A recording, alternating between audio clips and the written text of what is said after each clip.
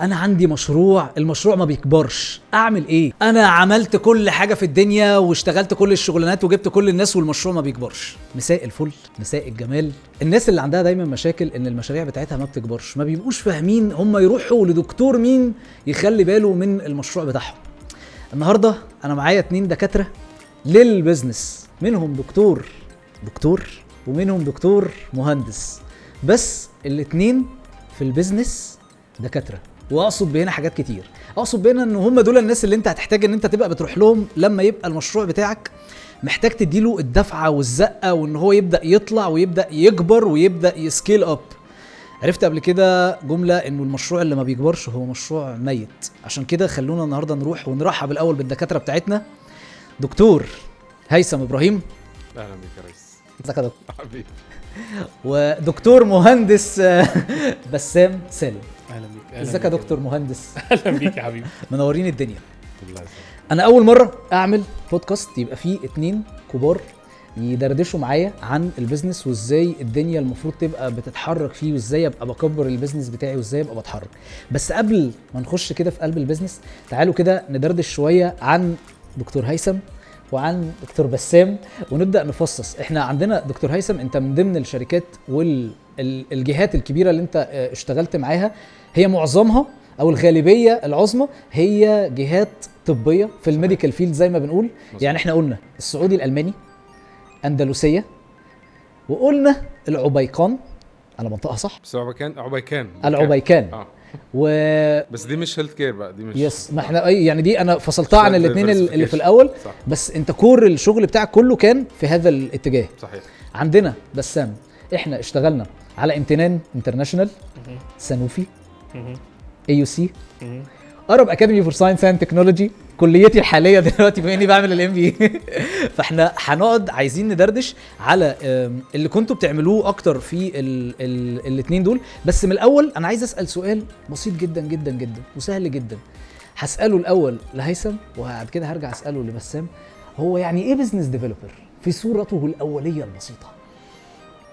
بص يا سيدي، هو كونسبت البيزنس ديفلوبمنت ليه مراحل متعدده. في مرحله متقدمه جدا في البيزنس دي هنجي لها بعدين، وفي مرحله اللي هي اللي الناس انيشيالي بتسال عنها.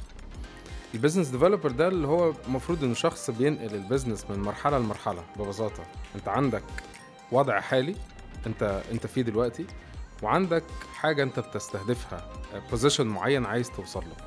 الراجل ده اللي بيحدد الجاب اللي بين اللي انت فيه دلوقتي وبين اللي انت عايز توصل له، بيحددها وبعدين بيحط لها اكشن بلان عشان توصل من هنا لهنا.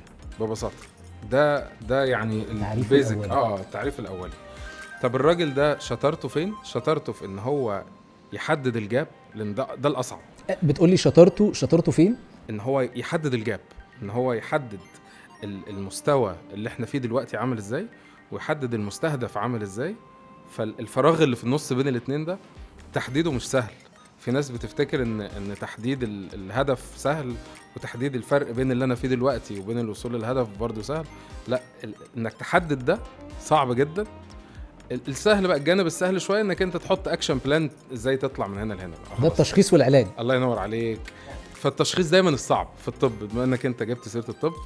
دايما المريض بيلف على الدكاتره علشان التشخيص قبل ما بياخد اي علاج. فانت بتروح من دكتور لدكتور عشان تكشف، عشان تطمن ان التشخيص ده هو المناسب. بعدين بقى العلاج بقى، عايز تقول لي دواء، تقول لي علاج طبيعي، تقول لي جلسات، بعدين بقى دي نتكلم. تحفه. بسام، شايف يا ريس انت البيزنس ديفلوبر او شغلانه البيزنس ديفلوبينج تعريفها ايه عندك انت؟ حلو قوي. عارف القلشه بتاعت اختلفت الاقاويل في هذه المساله. ايوه. في مشكله شويه في البيزنس ديفلوبمنت، ان هو لو قلت لك بالعاميه كده هو ملوش اهل يسالوا عليه. التايتل نفسه ملوش مؤسسات رسميه تقول يا جماعه التايتل ده بيعمل 1 2 3 او ما بيعملهاش. بسبب ده هتلاقي ناس كتير في مؤسسات تانية حتى مش فاهمين اللي هيثم قاله. يعني هو بالنسبه له تعريف الناس دي بتبقى ايه، ليميتد قوي او سطحي قوي للموضوع، او بلاش اكون بذمهم، يعني مش لازم يكون سطحي، احيانا بيكون ليميتد بحاجه معينه.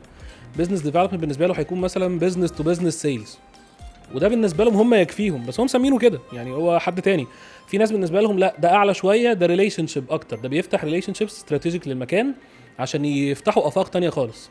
وده برضو ضمن الديفينيشن اللي قاله هيثم، بس هم ماسكينه في الحته دي بس. ده بالنسبه لهم بزنس ديفلوبر. في ناس بالنسبه لهم بزنس ديفلوبر ده هو السي ام او، ده اللي ماسك الماركتنج كله بكل اللي تحته. فهو انا بحب هنا جمله لطيفه قوي سمعتها من حد في الاي يو سي، يعني مش قادر انساها من ساعتها لان هي حلت لي المشكله في جمله. titles are what titles do. يعني سميه بزنس ديفلوبمنت مانجر، سميه فتحي، بس قول لي بيعمل السبعه دول عشان نتصرف فيهم. الديفينيشن اللي قاله هيثم ميزته ان هو مجمع كل ده، لو انت فعلا عايزه يعمل يعني اللي المفروض مفيش حد غيره هيعمله، وده الحل الحقيقي في ان انا احط تايتل. اني ما اجيش احط في 7 تايتلز مثلا او 5 تايتلز في مكان واكتشف ان في فانكشن معينه هتنجح البيزنس مش متوزعه على ولا واحد فيهم، انا كده عملت جاب في المكان من اولها. فميزته ان هو جمع جابس احيانا كتير جدا مش هتلاقيها عند حد، لان هو يمكن ده هندردش فيه بعد شويه، هو ايه بيحشر مناخيره شويه في حاجات كتير قوي في البيزنس.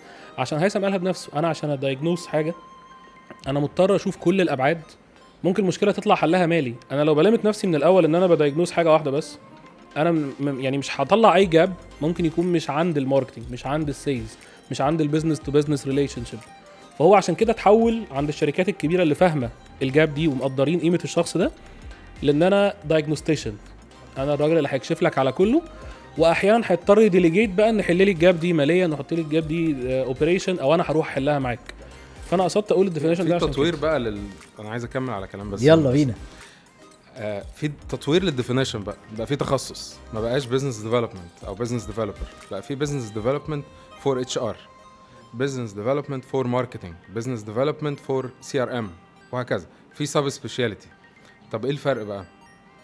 دايما الشخص اللي هو مثلا بيبقى بزنس ديفلوبمنت فور اتش ار بيكون شخص عارف ان هو اشتغل اتش ار كويس وبقى مانجر في الاتش ار، بلس ان هو اشتغل في نفس الاندستري. بمعنى لما انت تجيب حد بزنس ديفلوبمنت فور اتش ار في الهيلث كير اندستري مثلا، يبقى الراجل ده اشتغل اتش ار مانجر في نفس الاندستري اللي هي الهيلث كير، بلس كده هو عنده ريليشن زي ما بسام قال في المجال ده، بلس كده عنده التكنولوجي بتاعت المجال، لان كل مجال ليه التكنولوجيز بتاعته اب تو ديت لكل تفاصيله والترنداته والكل الشغل. الله ينور عليك. فهو فاهم، يعني لو خدت التايتل كده بزنس ديفلوبمنت فور اتش ار، فهو فاهم البيزنس، فاهم الاندستري اللي هي الهيلث كير، فاهم الديفلوبمنت اللي هي الريليشن والتكنولوجي والبروسيس امبروفمنت وهكذا، يس وفاهم اتش ار. واو، فهمت قسم الديفينيشن لثلاثه، هتعرف الراجل ده بيعمل ايه، اللي هي فكره الجوب ديسكريبشن. بس احنا بتوع الكوربريت بقى، عشان ما هنا بقى الايه الحته اللي ما تحرقهوليش. احنا عايزين نسرب معلومه شويه عنكم كده ايه علشان ما نبقاش نرجسيين واحنا بنحكي. احنا عايزين نقول انه هيثم وبسام الاثنين يكاد يكونوا بيشتغلوا نفس الشغلانه، بس هنا عندنا حد هو طول عمره بيشتغل في الكوربريتس، وهو يعني اللي لو بيفتخر بشيء فهو يفتخر انه هو موظف دائم، دوام دائم، فول تايم جوبر لا كيان، شايل شنطتي في كتفي عادي جدا طبيعي. بس باخد اجازه خميس وسبت، جمعه وسبت عفوا. هنا بقى بناخد خميس وسبت انا بناخدش حاجه. بسام الناحيه التانية هو بيشتغل على ان هو يبقى فريلانسر، وبناء عليه نقدر نتخيل ان هو عنده مساحات اكتر من توزيع المهام والشغلانات والكلاينتس ازوال يعني. بس بسامكو واحنا كنا بندردش برضو، لو هناخد التوك من الحته دي، ان هو كان بيتكلم عن حته انه دماغه هي عباره عن تشارت، او لو عايزين نقول عليها مثلا ممكن نقول هي بيتزايه. احنا بنحب الاكل كلنا، صح. انها ممكن تبقى بيتزايه فطيره ومتقسمه، وبيدي سلايس من عقله لكل حد. هيثم اكشولي بيدي عقله كله لشخص واحد. طب هنا ممكن اول سؤال نساله، واسمح لي انه هيبقى بسام اللي بيرد عليه الاول، لان هو هيبقى موجه قوي لبسام. انا راجل كلاينت، اجيب ليه فريلانس بزنس ديفلوبر يشتغل عندي؟ ما اجيب واحد احطه عندي في الشركه يبقى عينه شايفه كل حاجه اول باول من الصبح بالليل، هو موجود معايا، هكلمه هيرد عليا، هبعت له الايميل في ساعتها هيقول لي وير ريسيفد، الدنيا هتبقى ماشيه حلو. اجيبك ليه يا عم بسام؟ كلام محترم. وهو فعلا في كيسز زي ما كنا بندردش قبل كده الحل الصح بتاعها ده. في كيسز الواحد لما بيجي يعمل الدايجنوستكس اللي في الاول اللي اتكلمنا عليها من شويه، بقول له لا، حتى لو انت شايف ان الافضل ان انت تستعين بيا او بغيري فده مش الحل. لو انت شايف ان احنا هنعمل استراتيجي وهنفولو مع الاستراتيجي لحد ما تخلص واكشن بلان ونشتغل فيها، فاسمح لي انا هديفيت الكلام ده، هغيره وهخلي الديليفري بتاعتي اصلا ان انا اعين لك التيم اللي هيكون فول تايمر عندك، عشان الاندستري بتاعتك ما ينفعش معاها غير كده، المرحله بتاعتك ما ينفعش معاها غير كده، او احيانا الريسورسز بتاعتك ينفع معاها كده. ما هو جزء من اسباب، مش هقول السبب الوحيد، بس جزء من اسباب ان انا استعين بفريلانسر، ان انا مش عايز اكوميت ماليا بالجزء الكبير قوي بتاع الماركتنج ده كله. انا عايز الديفيجن دي كلها ما تبقاش تبعي ماليا بطريقه فيها كوميت. اوكي. فانا هعمل ايه؟ انا عايز بروجكت لو سمحت، انا عايزك تخلص لي دي. خلصت دي نرجع تاني لقواعدنا وننزل قوي في الريسورسز مانجمنت او الوكيشن، ان انا هصرف اقل بكتير قوي على فانكشن مثلا الماركتنج. او وده مثال مشهور، انا مش عارف مشكلتي فين، زي ما كان هيثم بيتكلم في تعريف البيزنس ديفلوبمنت، انا احيانا مش عارف المشكله فين اصلا، احنا عايزين نكبر. وانا لو عارف هجيب حد او هعين حد او هرفد حد وابدله، لكن انا عشان مش عارف فانا مضطر اجيب الشخص اللي هيكشف على كله ويقول لي الحل فين. اوكي. فده سبب تاني ان انا مش فاهم اصلا، فازاي هعين وانا مش فاهم انا هعدل ايه. ما انا ممكن ارفد وابدل الشخص الغلط واكتشف ان انا لسه مبقي الفيروس اللي عندي زي ما هو. فاحيانا بتكون دي مرحله تانية. في ناس بتكون مشكلتها ان مرحله الشركه ما تسمحش ان هو يجيب الناس دي. يعني مثلا ستارت يعين حد. طبعا الستارت اب نفسها مثلا اشهر ناس في الجزء ده، انا لسه ببدا. حتى الراوند اوف فاند اللي انا خدتها، لو واخد راوند اوف فاند لسه صغيره على ان انا اعمل الكلام ده. فانا هجيب ايه؟ انا عايز حد يطلعني درجه وبعدها نبدا نشوف الخطوه الجايه هنمشيها ازاي وهكذا. فالموضوع ملوش حل واحد في وجهه نظري. مش هكون بفاوتش ان لا دايما الفريلانس هيبقى احسن ولا ان الفول تايم هيبقى احسن، هي كونتكستوال جدا، هي حسب الحاله نفسها. بالعكس كل ما هتزداد استقرارا ده بالمنطق كل ما هتستعين اكتر على الاقل في الحاجات اللي ستيبل. انا عايز ماركتنج مانجر، عايز بزنس ديفلوبمنت مانجر، عايز كوميرشال مانجر وهكذا. وساعتها الشخص الثاني ممكن تحتاجه في تاسك، في بروجكت، في دخول بلد معينه. يعني في كيسز من الكيسز اللي احنا عملناها بس ما اتكلمش من غير كونسنت يعني. كانت التاسك نفسها عباره عن كده، احنا عندنا ماركتنج مانجر، عندنا ديبارتمنت، عندنا الكلام ده كله، بس احنا هنخش مكان تاني خالص، هنخش اوروبا. اوكي. فانا مش هينفع الشخص ده اقول له النو هاو بتاعتك انقلها من الوطن العربي على يوروب. انا عايز حد تاسك اورينتد اكتر. تعالى يا باشا البروجكت ده غرضه ان احنا نخش يوروب عن طريق البلد الفلانيه. اوكي. اتصرف. بعد الكيس دي ما تخلص احنا عارفين هنكون ستيبل انف ان احنا برضو هنعمل نفس الريبليكا بقى اللي احنا عاملينه في الشرق الاوسط وهيبقى عندنا فريق متعين. المرحله اللي في النص دي هنجيب لها مين؟ انت محتاج ستايل طرزان ده، محتاج التاسك فورس تخلص شغلها وتتكل على الله، لموا حاجاتكم وامشوا. تحفه. بس فهو الموضوع بالسياق مش باحسن او حلو قوي. وانا مبسوط ان هو انت هنا رميت ثرو لهيثم ان هو بقى وهو في الشركه بقى بتاعتك امتى بتحس ان انت مختار فريلانس بزنس ديفلوبر، وامتى بتحس انه الشركه دي ما ينفعش يشتغل معاها غير لازم حد يبقى موجود وحاطط ايده في قلب الملفات كلها. بس اقول لك حاجه، انت قلت حاجه حلوه قوي لما بدات الكلام مع بسام. قلت له ان دماغه بقت عامله زي البيتزايه فيها مثلا 8 عملاء، كل عميل بياخد سلايس. مش دي الدماغ؟ فلو هو عنده 8 عملاء فهو دماغه خلاص خلصت كده انف تماما. انت العكس بقى في الكوربريتس، انا بديك الوجبه كامله برزها ببطاطستها بالبيبسي، وجبه كامله. ممكن يبقى فيها سلايس واحده بيتزا على حته تشيز كيك، بس انا مدلعك مقفل لك الحته كامله. طبعا ده بيكلف، علشان هو بيعمل ايه؟ ماس برودكشن، بيطلع لك بيتزايه ووزع البيتزا على الناس. انما انا بديك وجبه كامله. لو انت كشركه قادر تدفع الوجبه كامله وفي نفس الوقت ده نيد عندك اصلا، لو انت كشركه شايف ان النيد بتاعتك انك تاخد الوجبه كامله، يبقى انت لازم تعين حد فول تايم. يعني بمعنى ايه؟ ان انا عايز طاقه بني ادم يشتغل 8 ساعات في اليوم. طب انت هتعمل ايه في ال8 ساعات في اليوم؟ عندي التاسكس دي. طب التاسكس دي لما تعملها اناليسيس هتشغله 8 ساعات؟ يبقى عين. لا يبقى ما تعينش ببساطه. طب احدد مان باور بلان ازاي؟ انا عايز 10 من البني ادم ده ولا 3 ولا 1، حسب كميه التاسكس، حسب تكرارها قد ايه في اليوم وتكرارها قد ايه في الشهر. ليها معادلات كده الجماعه بتوع الاتش ار. انا حاسس انه الكلام دوت موجه بنسبه كبيره لاصحاب الشركات واصحاب طبعا المصانع واصحاب الجهات الكبيره، انه انت قبل ما تطلب ان انت تعين اعرف انت عايز تعينه في ايه هتعرف تشغله ولا لا. عارف يا جو المجال بتاعك مثال رائع للحته دي. جزء الكريتيف اندستري والفيديو برودكشن وخلافه، كيسز كتير قوي بتكون في الماركتنج. السؤال فيها بيكون بالظبط اللي هيثم بيقوله، هو انا محتاج فيديو برودكشن بليفل قد ايه، بانتنسيتي قد ايه. مش منطقي نجيب فول تايمر واقول له باشا معلش هننتج فيديو كل شهر وقته قليل، كريتيفيتي فيه اصلا والسيت والكلام ده كله والاديتنج والبوست برودكشن قليلين، هو هيقعد يلعب ببجي بقيه الشهر صح؟ وهيتحرق اصلا كريتيفيتي وايز، مش هيكون بيجدد دماغه، هيصدي. فاحنا الاثنين خسرنا. لكن لو انا محتاجه بطريقه انا عارف ان انا عندي 12 فيديو وحاجات منهم هتكون لا يعني تي في ستاندرد مثلا، وهنعمل حاجات بريميوم وهنغطي ايفنتس في نفس الوقت، وعندنا فوتو برودكشن، عندنا برودكشن محترم مثلا البرودكتس وفيديو لايف ستايل، ده انا بحب افكر انا عايز كام فيديوغرافر.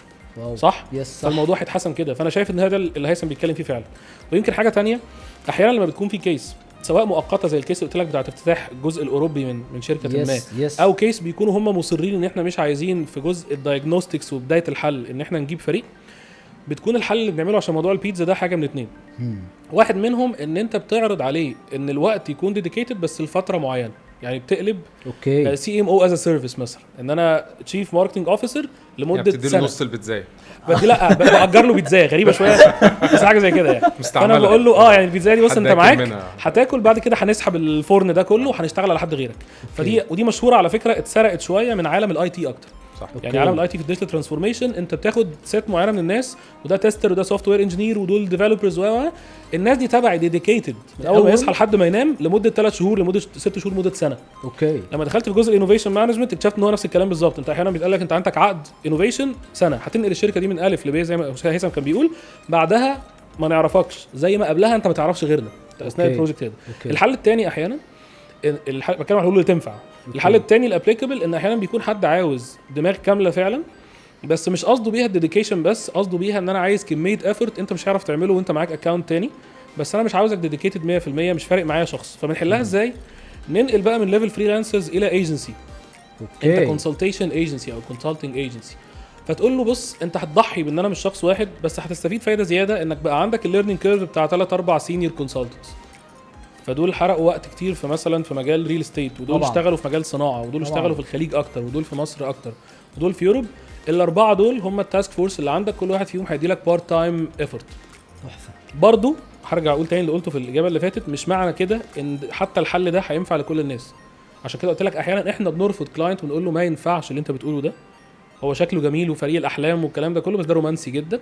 حضرتك محتاج ناس بتصحى وبتنام ما بتحلمش غير بيك، لان انت محتاج ليرنينج كيرف لشركتك مش لصناعتك بس. الله. فاللي محتاج الكلام ده ما ينفعلوش تاسك حتى سنه، ما انا هخلص الليرنينج كيرف واتكل على الله وامشي من عنده. هيجيب الشخص الجديد معلش ابدا معانا بقى نبني جزء جديد من. طب ليه من الاول؟ صح هاته من الاول يبني الليرنينج كيرف ده، بالذات لو انت يونيك قوي ومحتاج الليرنينج كيرف ده معاك.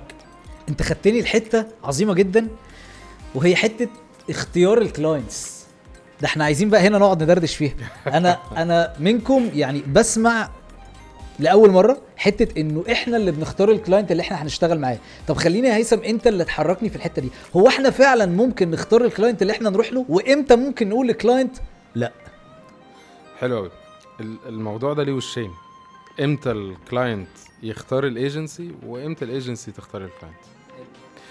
الايجنسي بتختار الكلاينت بدايه كده حسب البيتزايه، لان ممكن ايجنسي تفتكر ان هي ممكن تستوعب عدد ضخم جدا من الكلاينتس باحجام مختلفه من الكلاينتس. انا ممكن اخد شركه ارامكو السعوديه بتاعه البترول، واخد شركه حماده البقاله اللي تحت ما عندوش مشاكل.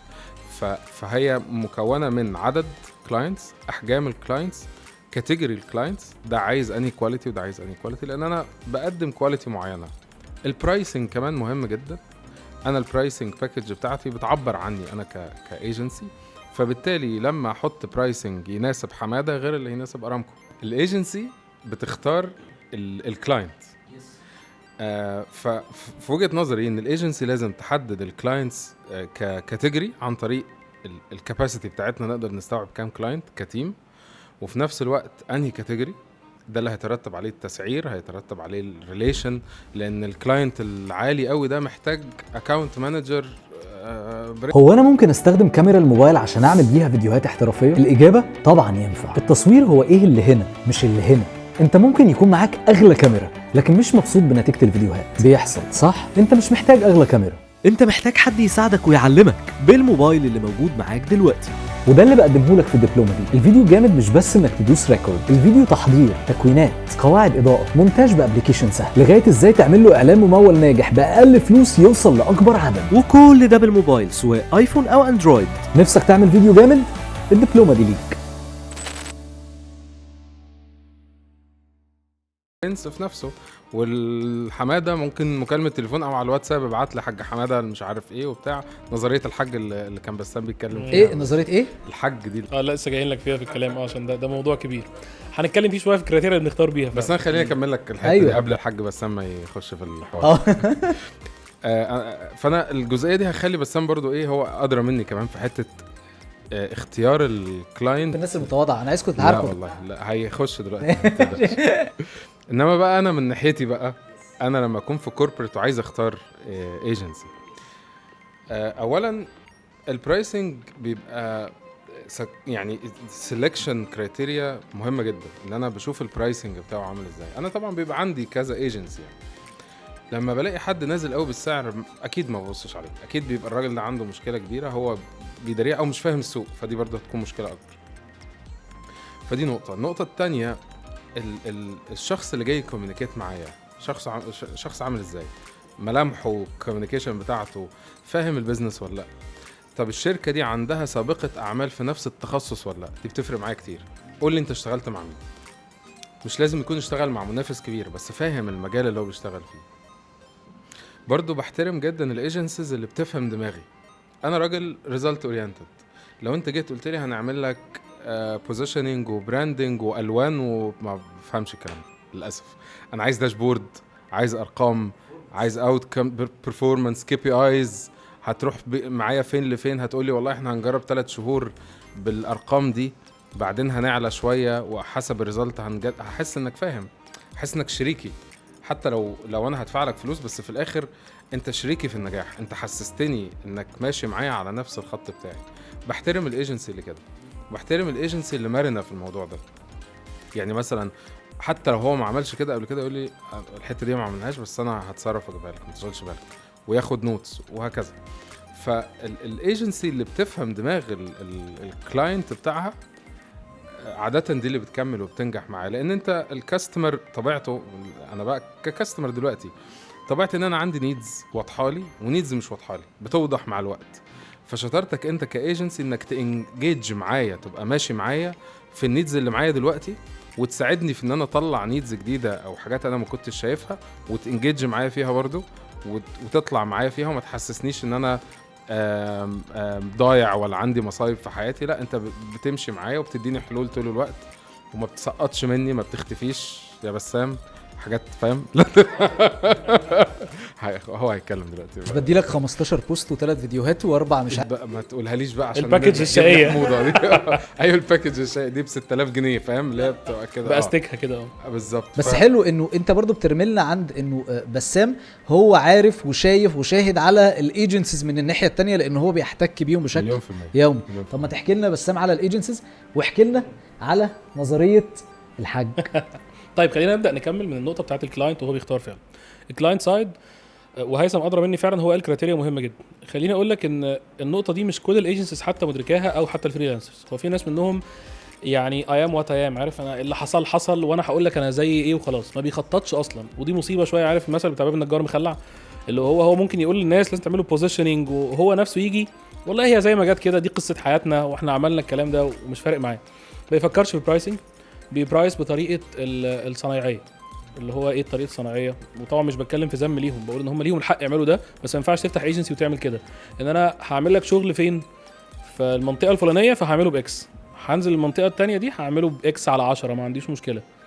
بس ده معناه ان انت في واحد منهم كنت اندر ريتنج خالص لنفسك، وواحد منهم كنت اوفر ريتنج. معناه ان انت ممكن تخلي الكواليتي نفسها تقللها، مش حسب رغبه العميل، حسب البرايسنج ماشي ازاي. فالموضوع ما بيبقاش فيه تركيز قوي ما بين الفاليو اللي بديها وما بين البرايس، وانا بس احاول اقفل الديل وخلاص، اليوم بيومه زي ما بيقولوا. الايجنسي اللي بجد بتقدر تقرر هو ايه عوامل النجاح في الاندستري اللي انا رايحها، سواء جغرافيا او كاندستري كصناعه. لو لقوا ان الفاكتور المهم قوي اللي هو زي ما بيسموه ديل بريكر، يعني زي اللي هيثم قالوا ان انت لازم تكون عندك نو هاو في مجالي، مش نو هاو بس، بورتفوليو في مجالي، يبقى لازم يحسم امره كده. يا اما هروح المجال ده وبالتالي اكون بورتفوليو في المجال، واضحي ان انا اكون بورتفوليو في المجال حتى لو ما كسبتش فيه في الاول، او بالظبط ما هو انا بكسب ان بقى عندي بورتفوليو، بقى عندي ديل بريكر بوينت اصلا هكسب بيها 10 من اللي داخلين تندر معينه، او ان انا اقرر اطلع بره المجال خالص. الفهلوه بقى بتقول ايه؟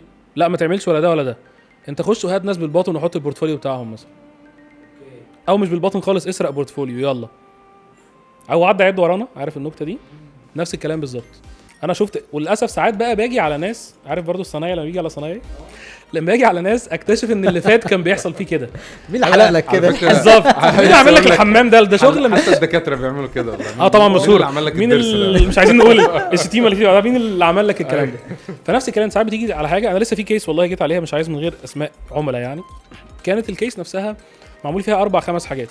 الايدنتي معمول فيها كذا وكذا وكذا غلط، بما يدل ان الايجنسي دي ما كانتش فاهمه اللي بتعمله في الموضوع. فدي طبعا انت عارف الايدنتي ده كور، ده هيتبنى عليه مليون حاجه بايظه. الويب سايت فيه كذا وكذا وكذا، هو مين الايجنسي اللي عامله الكلام ده من غير ما اشتم، انا بسال سؤال عادي اهو. فاكتشف يعني انفستيجيشن بسيطه ان الايجنسي دي ما عندهاش اصلا في البورتفوليو ويب سايتس. هي الديل جات لها في النص في ويب سايت، هنضيعه يعني؟ حتى هنريكومند ناس، انا ما كنتش هزعل لو كانوا ريكومندد ناس وخدوا كوميشن، ما هو في الاخر الكوميشن ده من البرايسنج بتاع الناس دي، بديل للكوست بتاع الاكوزيشن. لا هم دخلوها بالباطن وجابوا اي حد يخلص لهم الزنقه اللي حطوا نفسهم فيها، وطز بقى في الكواليتي. غيروا التكنولوجي ستاك نفسها وخلوها على حاجه غلط عشان اللي جابوه مش هينفع يعمل غير كده.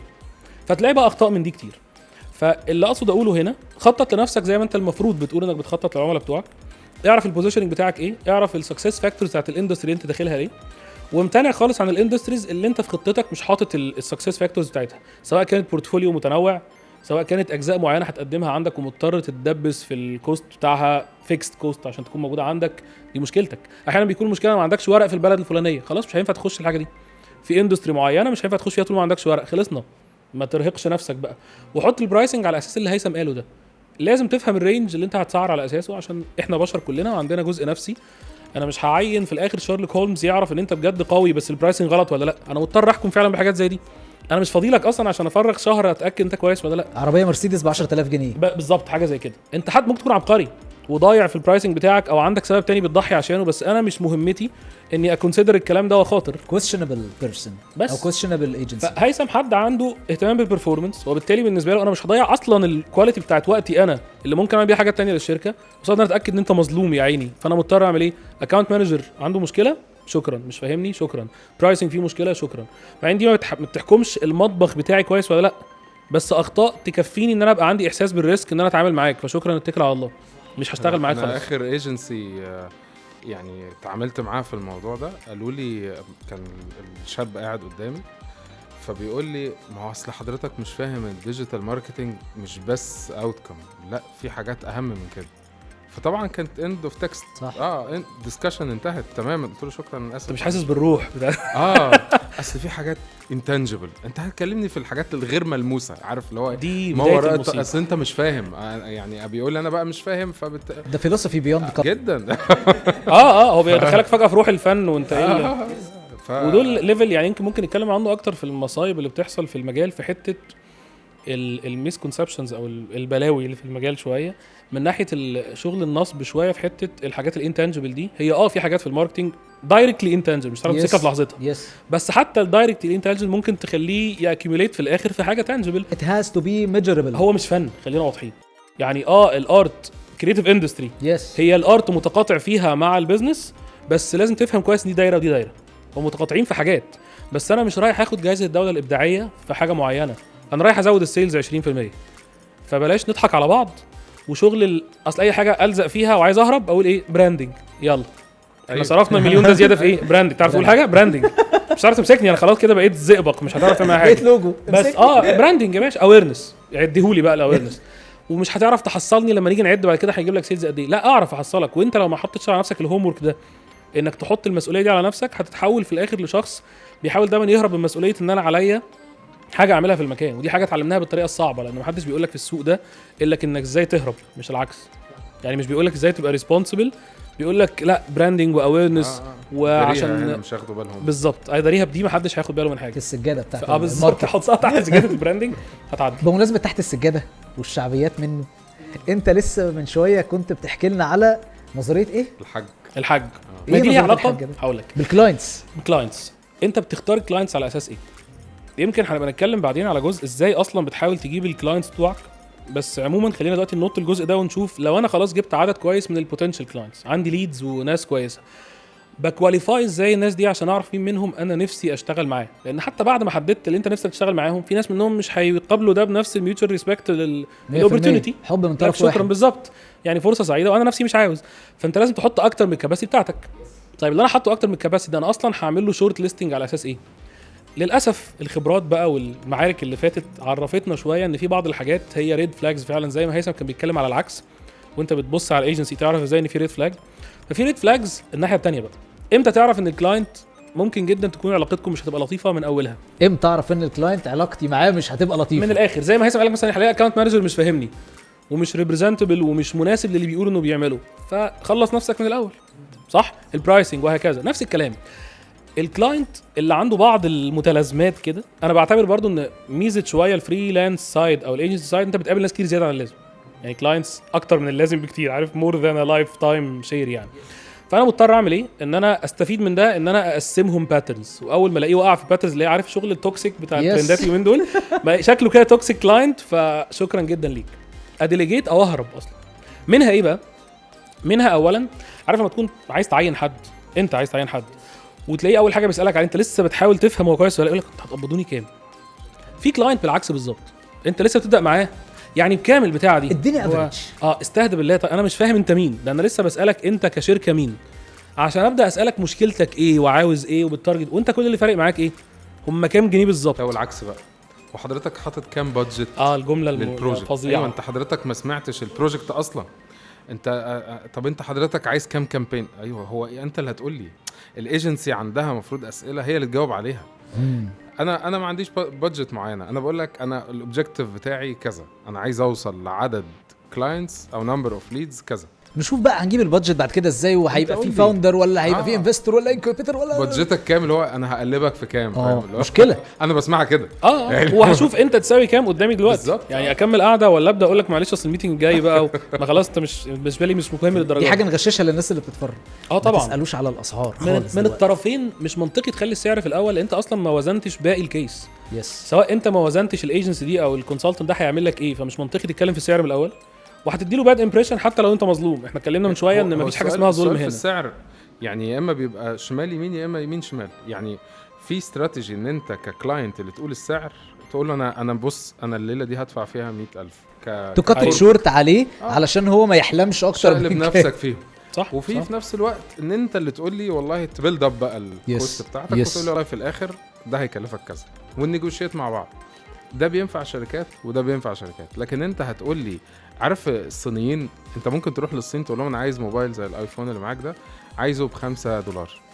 عارفه هو هيتشقلب ويعمله لك. فالايجنسي اللي عندها فلكسبيليتي بتقدر تعمل كده. طبعا مش من $5 ل100,000، لا، اقصد في رينج الاسعار الاكسبتد زي ما كنا بنتكلم على الكاتيجوريز. فانت تقدر تعمل كده، تقدر تقلب نفسك في الرينج ده. فما تبقاش طريقتك الوحيده، الابروتش الوحيد بتاعك كايجنسي ان انت تسال على البادجت كام، ولا ان انت برضو تبقى داخل ترمي اسعارك من غير اي نيجوشيشن، من غير ما تبقى حاطط سيناريوهات لو العميل ما عجبوش السعر نبدا نشيل منين ونحط على ايه، وتبدا تطلع اوبورتيونيتي تانية. وخلي بالك الايجنسيز الاذكياء مش بترمي كل مفاتيحها في نفس الوقت.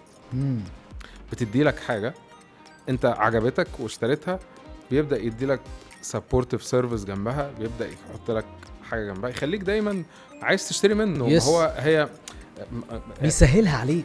وكمان في ما يخليكش تعرف تنام منه خلاص. انت ككلاينت انت دايما اكسايتد لما هيفاجئوني بفاليو زياده ايه، عارف، مش جبت اخرك من اولها. انا دايما بقول ان العلاقه بين الكلاينت واي شركه او اي منتج زي الجواز. انت طول ما انت بتبهر، طول ما انت راجل زي الفل عريس هتقفل هتبقى خرس الزوجي، عارف اللي هو مش لاقيين مواضيع نفتحها. خرس الزوجي. بالظبط والله. فانت لازم طول الوقت زي ما احنا ايجنسيز بتوع ماركتنج، ففاهمين يعني ايه برودكت لايف سايكل. البرودكت بيطلع وبعدين بينزل. اول لما بيبدا ينزل بتعمل ايه؟ بتعمل اي انوفيشن، بتفكر اي اكستنشن تطلع فوق يكمل. طب ما دي نفس الحكايه، الريليشن بين الايجنسي والكوربريت او اي شركه تشتغل، اي اكاونت بتشتغل عليه the same.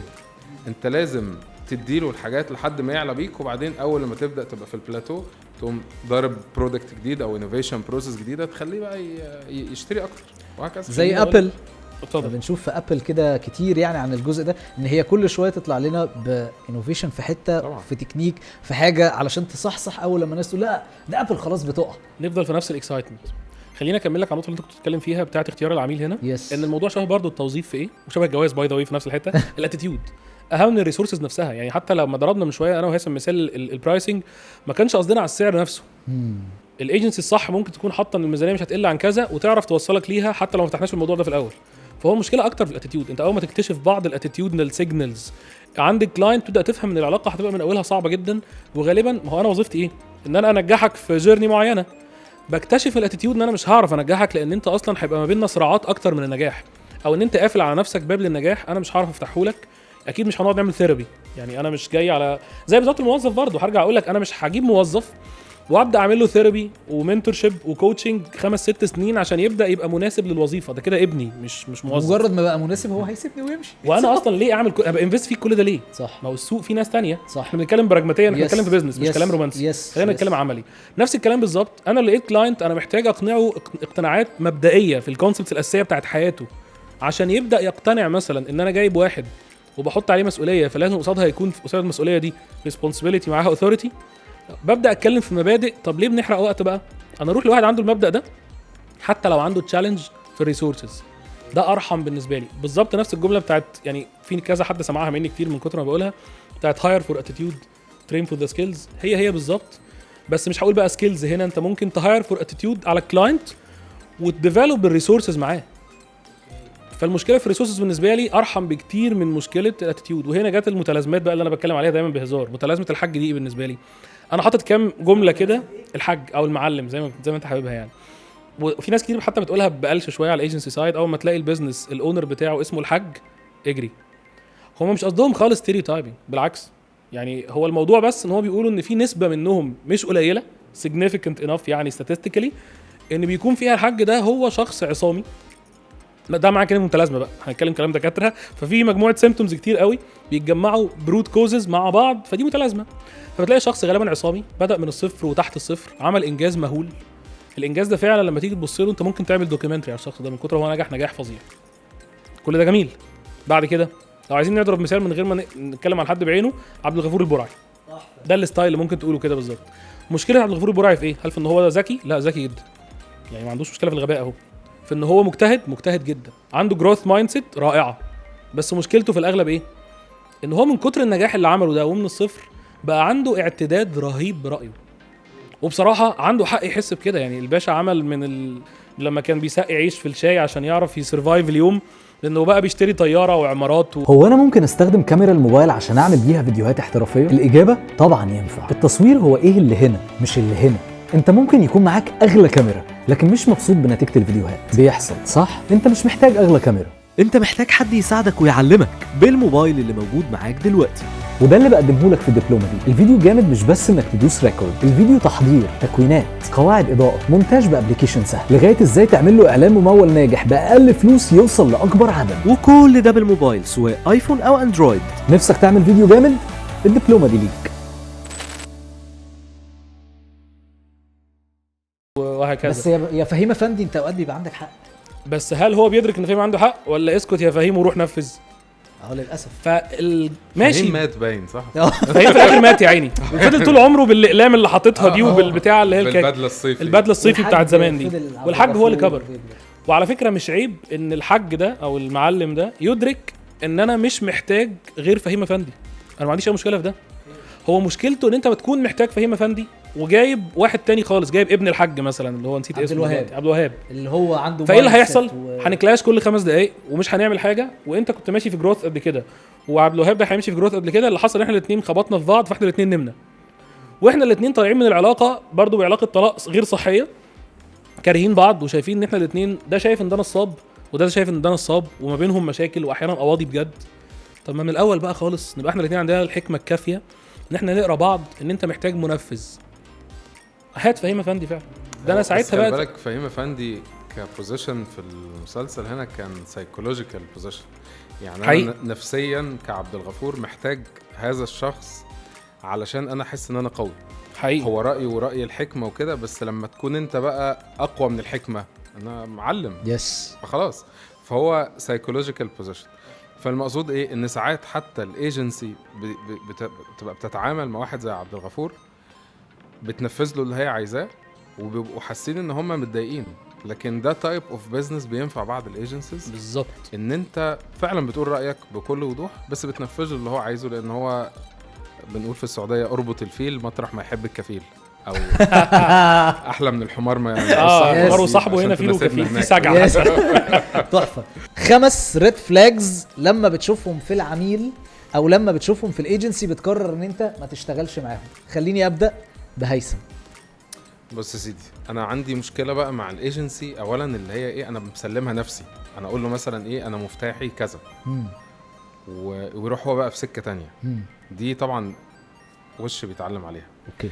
الحاجه التانية دي بنسميها مثلا اوبجكتيف، ممكن نسميها كده. ممكن صح. الحاجه التانية ان هو ما يبقاش هو خلاص عارف الكي وبتاع بس مش بينتراكت معاه.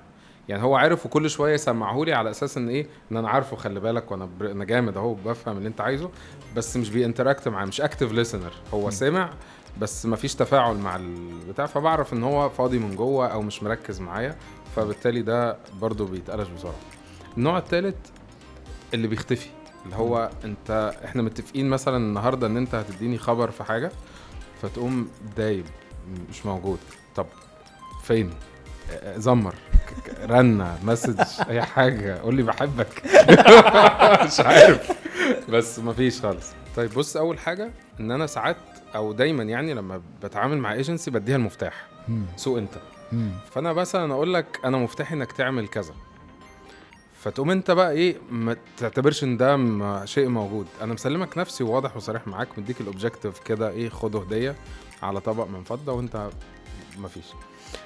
ده على طول ده بكنسل معاك. النوع التاني بقى اللي ايه اللي يحسسك ان هو سامعك، بيقول لك احنا على فكره معاك الايند في الاوبجكتيف واحنا معلمين المناطق، لكن تلاقيه مش بيتفاعل. ايوه حضرتك رايح تعمل لي براندنج وانا بقول لك ارقام وبتاع، تقول ايوه الداشبورد هتبقى معموله وبتاع، بس مفيش. فالنوع ده التاني برضو ايه بعتبره مش موجود. النوع التالت لو خلاص اتفقنا وحطينا بلان مع بعض والدنيا زي الفل، وتلاقيه فص ملح وداب اختفى.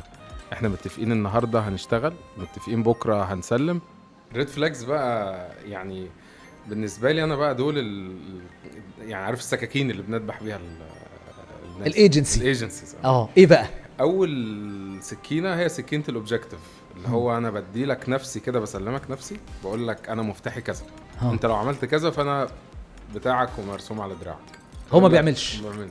فده واحد بنقطعه من اول سكينه دي كده. اول سكينه، اول ريد فلاج. تاني سكينه اللي هي بتاعت بقى اللي سمعك وبيمثل دور المهتم. عارف انت الاهتمام ما بيطلبش، زي ما انا قاعد كده اشتغل بقى. فده الشخص بقى اللي ايه اللي بيحسسك انه سامعك كويس، بس هو في الاخر ما بينفذش حاجه. فبيقول لك ما احنا متفقين يا باشا، احنا زي الفل احنا كنا اونلاين ده يا دكتور هيثم، ان احنا نبقى بيبصوا كده. هو بالظبط طلع عارف اونلاين طالع من. فهو ده برضو من الحاجات اللي ايه اللي بتخليني مفيش بقى، اللي هو مش اكتيف ليسنر. هو انت بتمثل دور انك سامعني بس انت اصلا مش سامعني. ده النوع التاني. النوع التالت هو اللي خلاص بس معلش ممكن اغلس. انت بتعرف منين ان هو عامل ان هو سامعك بس في نفس الوقت انت بتقول لا ده هو بيشتغلني او بيمثل عليا؟ هل في هنا رقم معين بتمسكه بما ان احنا بتوع ارقام؟ بص يا باشا، هي بالارقام بتتجاب، بالسنس بتتجاب.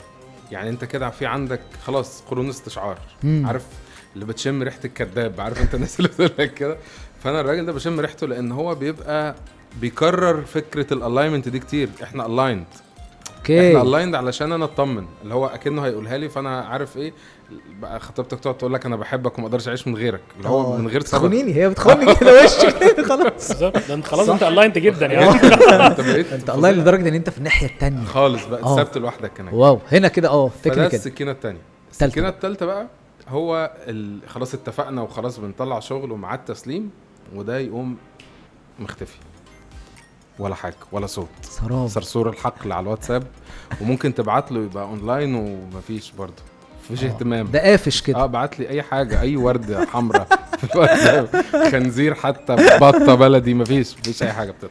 تالت ريد فلاج ان هو ما بيتعاملش، ما بيتواصلش. ده مفيش. انت مش بتكلم على افيلابيلتي، انا بحترم الوقت الناس وكل حاجه، لكن احنا في اجريمنت، في وقت هتسلمني فيه. لا خلاص، انت يا تظهر تقول انا في مشكله عندي، يا اما تسلم وشكرا، لكن تختفي وانا اقعد ادور عليك، دي مشكله صعبه.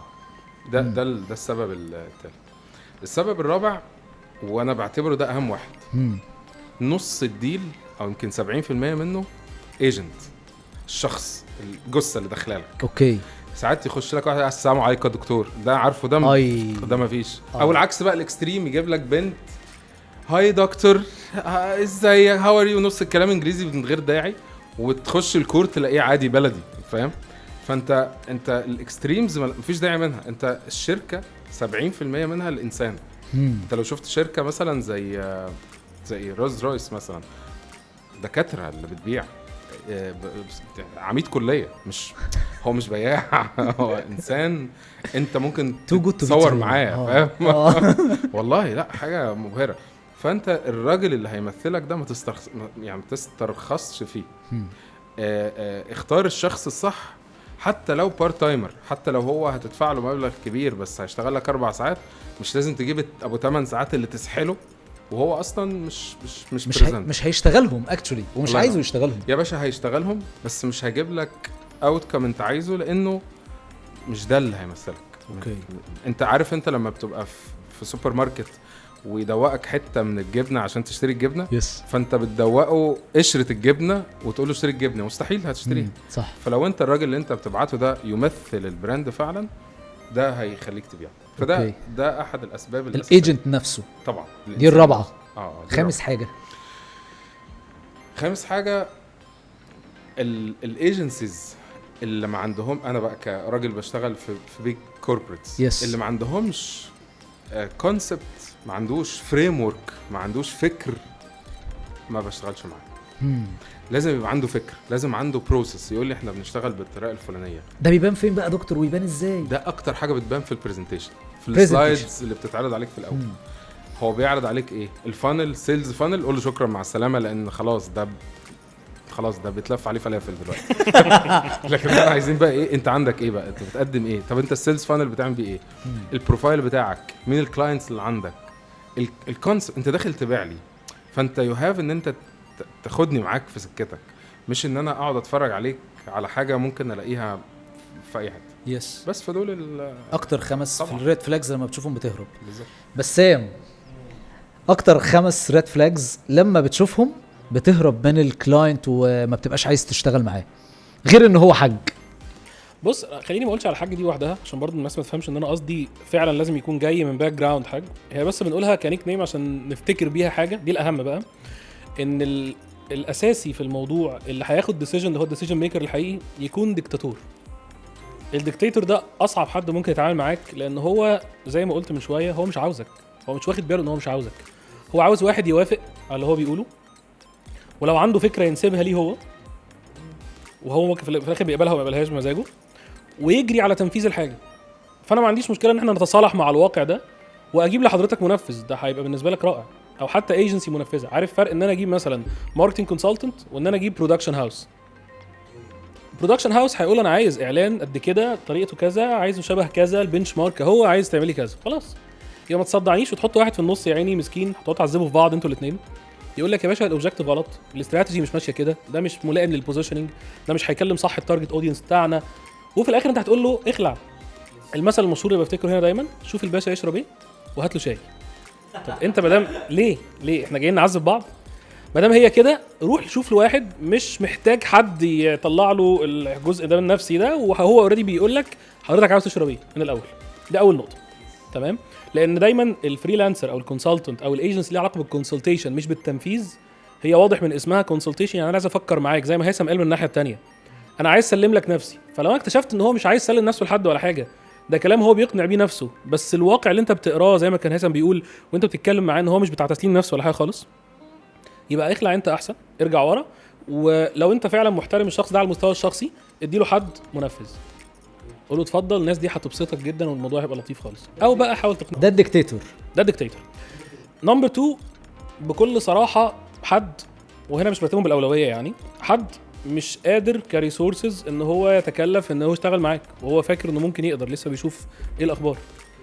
يعني هيثم لما كان بيتكلم في جزء مثلا ان انت تعمل ايه كايجنسي، وانا وافقته جدا، ان انت تختار عملائك صح وتعرف البرايس رينج والخدمه والكواليتي، وبالتالي الناس اللي انت معينهم عندك وهكذا، ده هيحتم عليك ان انت مضطر تمشي في رينج معين.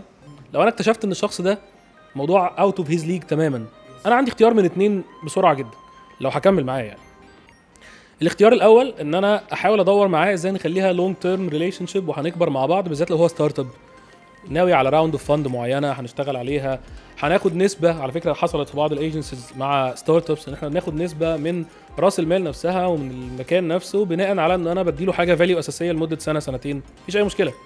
الطريقه الثانيه ان انا ابدا اشوف له حاجه من خدماتي بس مش كلها، ان انا اجهز له بيها الموضوع.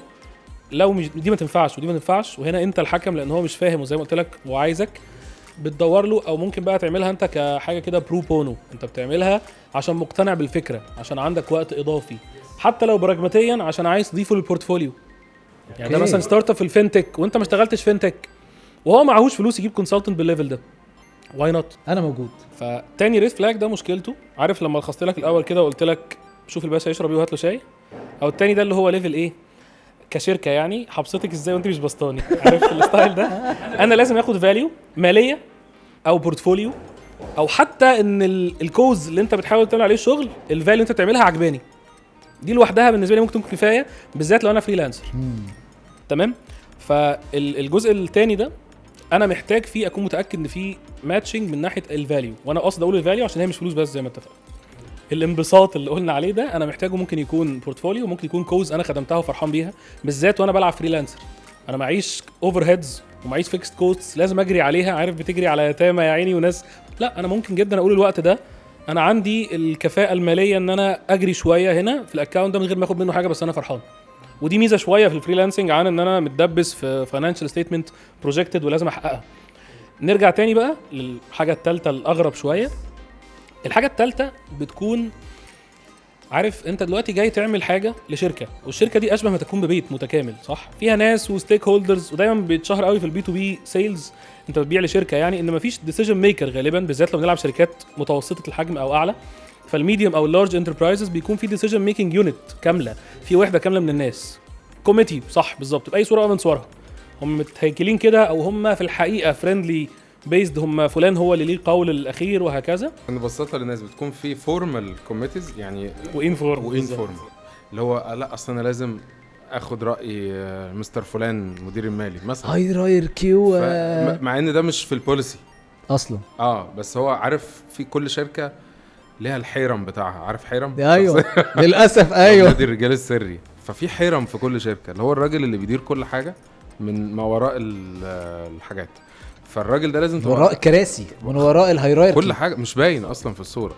فده ممكن يبقى جزء من الفيرتشوال كوميونتي او اللي هي الحاجه اللي مش موجوده في الحياه دي. فهو لو انت جيت فعلا يعني الايجنسي لما بتسالني هو حضرتك الديسيجن ميكر، بحس ان انا مش عارف اجاوب، لان انا ديسيجن ميكر المفروض ابقى لازم في حيرم ورايا. بس عشان هو نفسه قلقان يتفاجئ بعد ما هيثم سقف له وقال له رائع وانا مقتنع بكل اللي انتوا قلتوه، انه يكتشف فجاه ان في واحد هو اول مره يسمع اسمه هو اللي رفض. طب يا باشا انا هنعمل ايه بقى؟ ما تجيبوا لي هاتوا لي بقى انتوا تقنعوا الراجل ده. فانا ما بقولش طبعا مفيش ديسيجن ميكنج يونت، بالعكس كل ما بعلى بالاكونت كل ما يبقى فيه ديسيجن ميك، بالعكس ده ساعات بيكون 3 ستيك هولدرز كل واحد فيهم شركه او كيان دول بالظبط. يعني في اماكن مثلا في شركه كانت عامله ميرجر في السعوديه، شركه عملاقه مش هينفع اقول اسمها، وشركه تانية متوسطه الحجم بتعرفهم هم مش بتعرفنا احنا، ترجمناها براس المال لا ما شاء الله.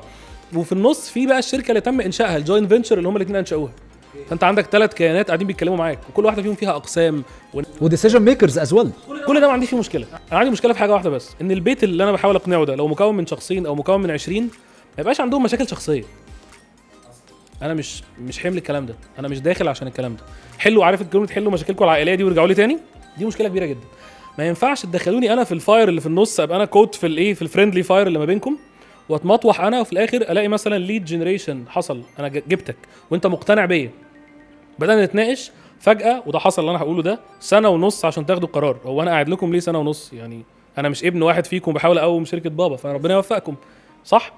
للاسف بتوصل لدرجة، يعني انا في كيس غريبة جدا ومش هينفع اقول اسم الكيس اللي انا هقوله دلوقتي حالا عنها. الفاوندرز بعد ما جابوني واشتغلت معاهم وكونت فريق ليهم انترنال في حاجات وحاجات تانية اوت سورسنج مع الفريق بتاعي واشتغلنا، فجأة هم اتخانقوا مع بعض. 3 فاوندرز كبار جدا في الاندستري بتاعتهم، واكيد دي كانت شركة جديدة جوين فينتشر ما بينهم. قعدوا 1 سنة وكسر تقريبا بيتخانقوا. طب وحضرتك ايه الناس اللي قاعده في النص دي ايه اخبارها؟ المساكين اللي انا جايبهم يشتغلوا دول، لدرجه قعدوا شهور الناس اللي انا جبتهم انترنال بياخدوا مرتبات، وانا بقول لهم يا جماعه انا حاسس ان انا فاوندر وانتوا ايجنسي، يعني الموضوع ده يقلب ان انا خايف على راس المال بتاعكم، في ايه؟ ما تحلوا مشاكلكم. وهم مش فاضيين، انت اللي بوظت الشركه، انا كنت تعبان وكنت بتعالج في المستشفى، رجعت لقيتها طابونه، الموضوع قلب. طب وانا مالي؟ ففعلا بتضطر تقول شكرا. لو انت قريتها من الاول حاجه زي كده، ان الموضوع فيه خناقات واسفين وعلاقات عجيبه كده ومسلسلات حريم السلطان والحاجات دي، انسحب من الاول وربنا يوفقك. او تبقى له بروفايل، يعني ما تبقاش بقى بتشتغل بكل طاقتك علشان هيبعزقوك بينهم كلهم. ده اللي بيحصل بالظبط. وده حصل معايا برضو بس كنت شغال انا من جنب الفريلانسر وقتها. اوكي. فواحد من الاونرز بقول له طب ما نعمل ميتنج نحل المشاكل. بحاول انا بقى اعمل ثيرابيست. قال لي بص يا دكتور خليك انت اطلع انت. دونت بي اونر مور ذان ذا اونر. يعني ما تبقاش اونر اكتر من الاونر، ما تخافش على فلوسنا يعني. صح جدا. الكيس اللي كنت بقول لك عليها دي وانا اتعلمتها فعلا بالطريقه الصعبه. يعني الكيس اللي بقول لك عليها دي يا هيثم، انا حصل فيها ان انا وصلت لمرحله يا جماعه طب ممكن احل لكم مشكله من المشاكل الغريبه دي، تدوني مبلغ قد كده هناخده زي عهده كده بالظبط، هخلص لكم بيه المشاكل الفلانيه. خلصت مشاكل الانترنال كلها، وبعدين فضلوا هم بيتخانقوا مع بعض. فساعتها قلت لهم لا احنا نسلمها على المفتاح وربنا يوفقكم، وانا مش قاعد لكم خلاص. انا بضيع اوبورتونيتي كوست، ودي مصيبه بقى عند الايجنسي. انا بضيع اوبورتونيتي كوست. انا كان زماني عملت قصه نجاح مع حد تاني. الموضوع مش بس سبوبه او انا بكفر الاوفر هيدز بتاعتي او كوست اوف ليفنج. ايوه دي مصيبه. دي مهمه جدا. الاوبورتونيتي كوست عظيمه. ساعات ايوه ساعات من كتر ما انت بقى ايه عمال بتجري في السوق علشان تسد الخرام اللي عندك في شركتك والمرتبات وكده، بتفتكر ان الجري هو الحياه. يعني عارف في مثال مشهور كده ايه، الغزاله والاسد لما بيجروا ورا بعض في الغابه مثلا. فلو الاسد قرر كان في فيديو متصور كده، الاسد قرر ينام النهارده انا مش هجري ورا الغزاله. الغزاله برضو طلعت تجري لانها اتعودت تجري وهي ناسيه هي بتجري من ايه. فنفس الحكايه، لان الهدف راح، ما بقاش حد يفكر في هدف الجري ايه، بقوا الايجنسيز بتجري وخلاص. اوبجكتيف وقع، عايز على كتف كوم لحم يعني. التعريف المصري بتاع كل عيش ده من اكتر الحاجات اللي تقتل اي ايجنسي، لان انت في الحقيقه بتوصل لدرجه ايه، ما هم بيدوك ريتينر يا عم، ما يولعوا في بعض. يعني هم بيصرفوا اعلى مرتبات غلط، ما بيعملوش اي انجاز، والموضوع ما حصلوش اللانش اللي انت عايزه، بس انا باخد الريتينر ومحدش فيهم معترض. يعني هو بيديني الريتينر وقاعد بيشتم في الفاوندرز اللي معايا في نفس الوقت، انا مالي، بس انا في الاخر عملت حاجه. يعني ده احطه في البورتفوليو مثلا، ولا هضحك كل ما اشوف اللوجو بتاعه. النقطه الايجنسي بتنسى ان ليها هدف بالظبط، وبتفكر ان هدفها جمع الفلوس. انت مش بنك. يعني انت في البيزنس في حاجه اسمها جود ماني وباد ماني. انت الاثنين ماني، الاثنين مكاسب، وبتبقى بتدفع اللي وراك وكل حاجه.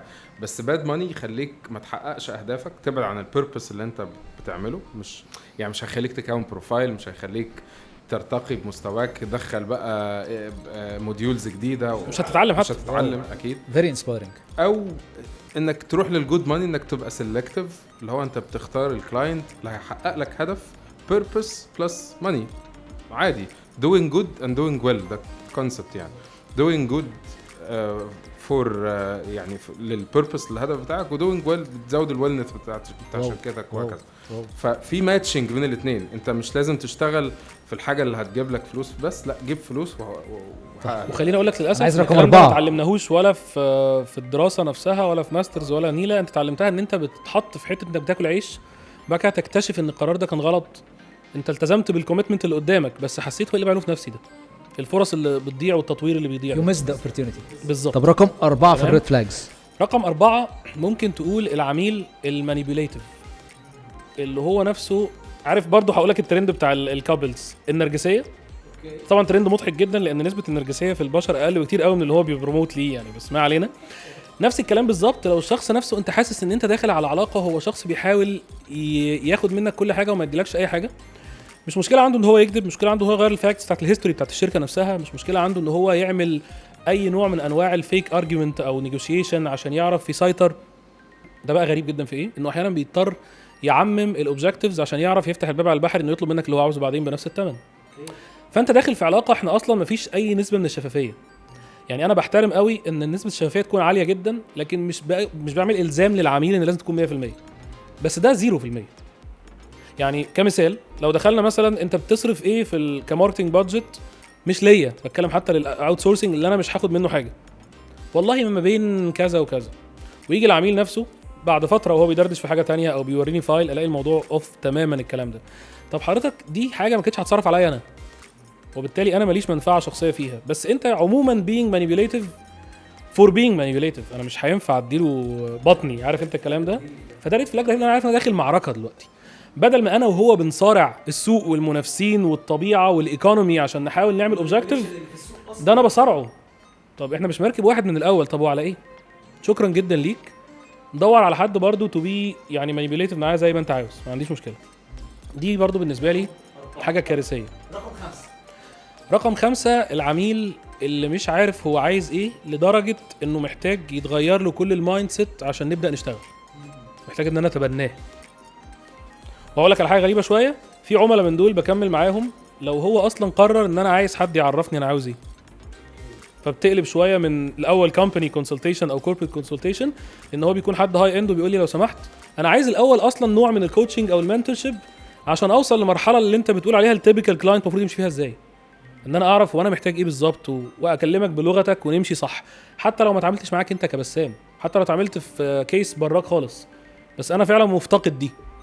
ده الوحيد اللي ممكن اكمل معاه، لان ساعتها ببوستبون اصلا الكونسلتيشن الاساسيه، بوصل معاه لحل المشكله دي وبعدين نكمل.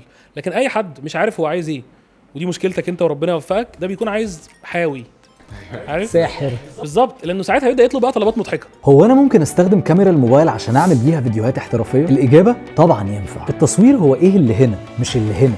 انت ممكن يكون معاك اغلى كاميرا لكن مش مبسوط بنتيجه الفيديوهات. بيحصل صح؟ انت مش محتاج اغلى كاميرا، انت محتاج حد يساعدك ويعلمك بالموبايل اللي موجود معاك دلوقتي.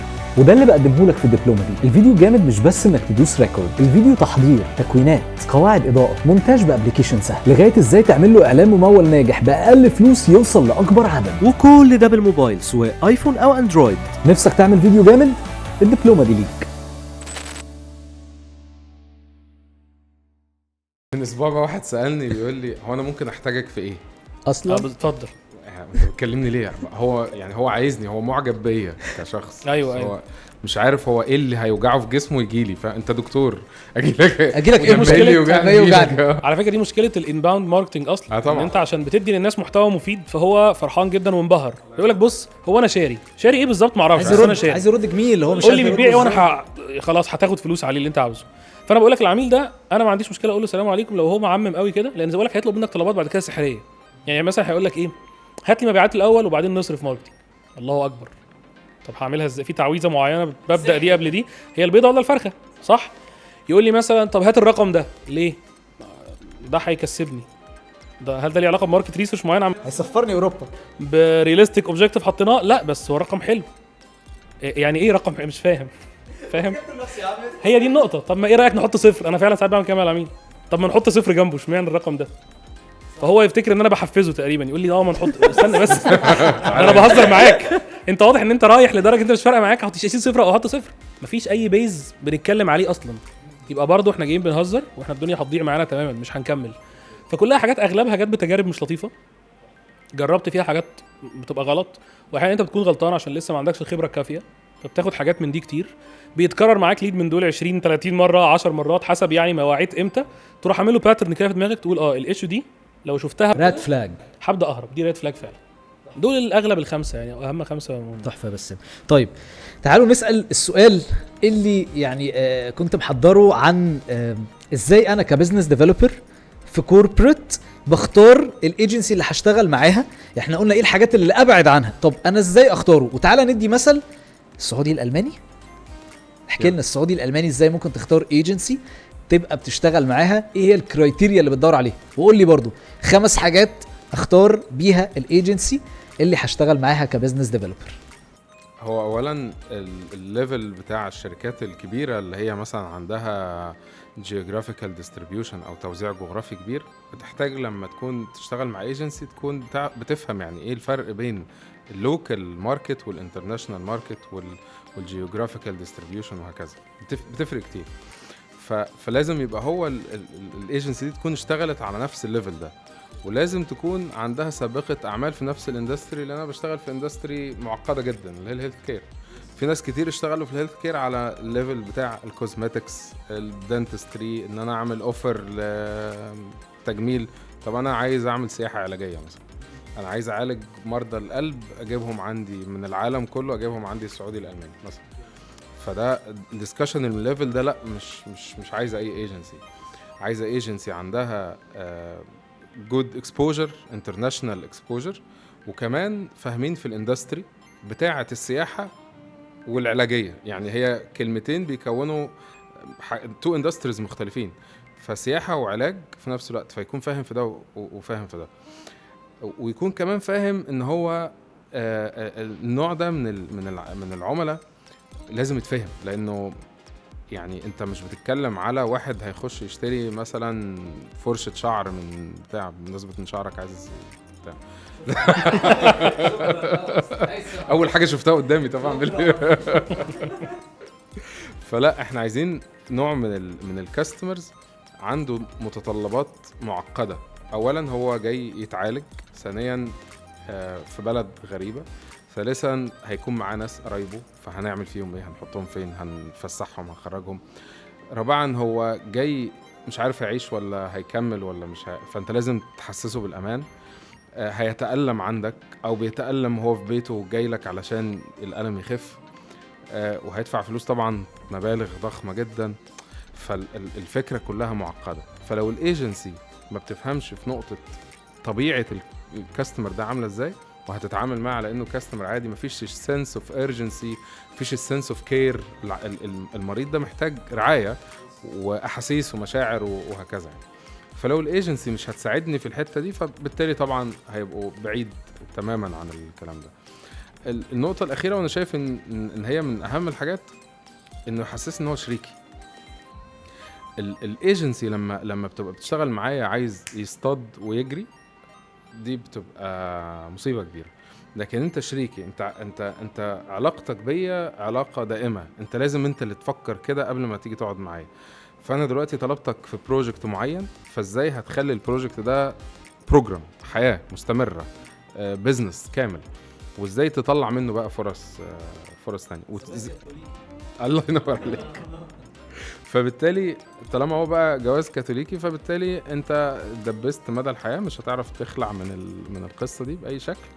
وفي نفس الوقت ما انت بقى مش هتعيش متقدر يعني، ده تبقى لبست عايش متقدر.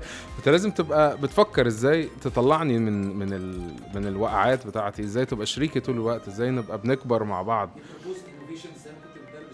الله ينور عليك. وكمان ما يبقاش بيفكر ياكل دلوقتي بس، انت ممكن تاكل بعدين، ممكن تمشي لي وتفكر في، يعني الموضوع محتاج دماغ.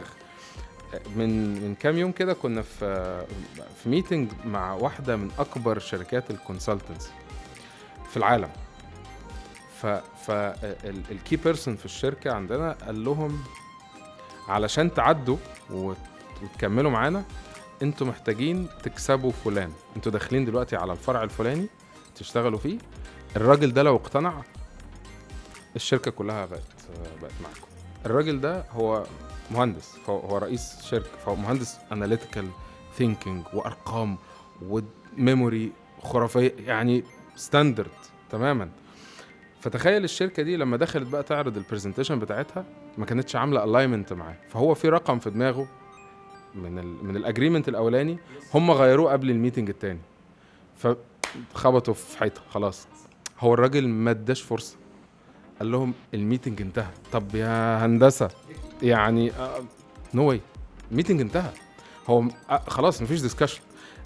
انا اديتك المفتاح، رحت انت فاتح بيه الحيطة، انت ما فتحتش بيه القفل بتاعه، انت حاولت تدخله في الحيطة عشان تفتح الحيطة كلها، فطبعا مفيش. يعني احنا مش بنتكلم على ليفل ايجنسي صغيرة، بقولك على حاجة من البيج نيمز على مستوى العالم عملت الغلطة دي. فلو انت معاك المفتاح وعارفه كويس وفي الاخر ما فتحتش بيه، انت خسرت مهما كان حجمك قد ايه.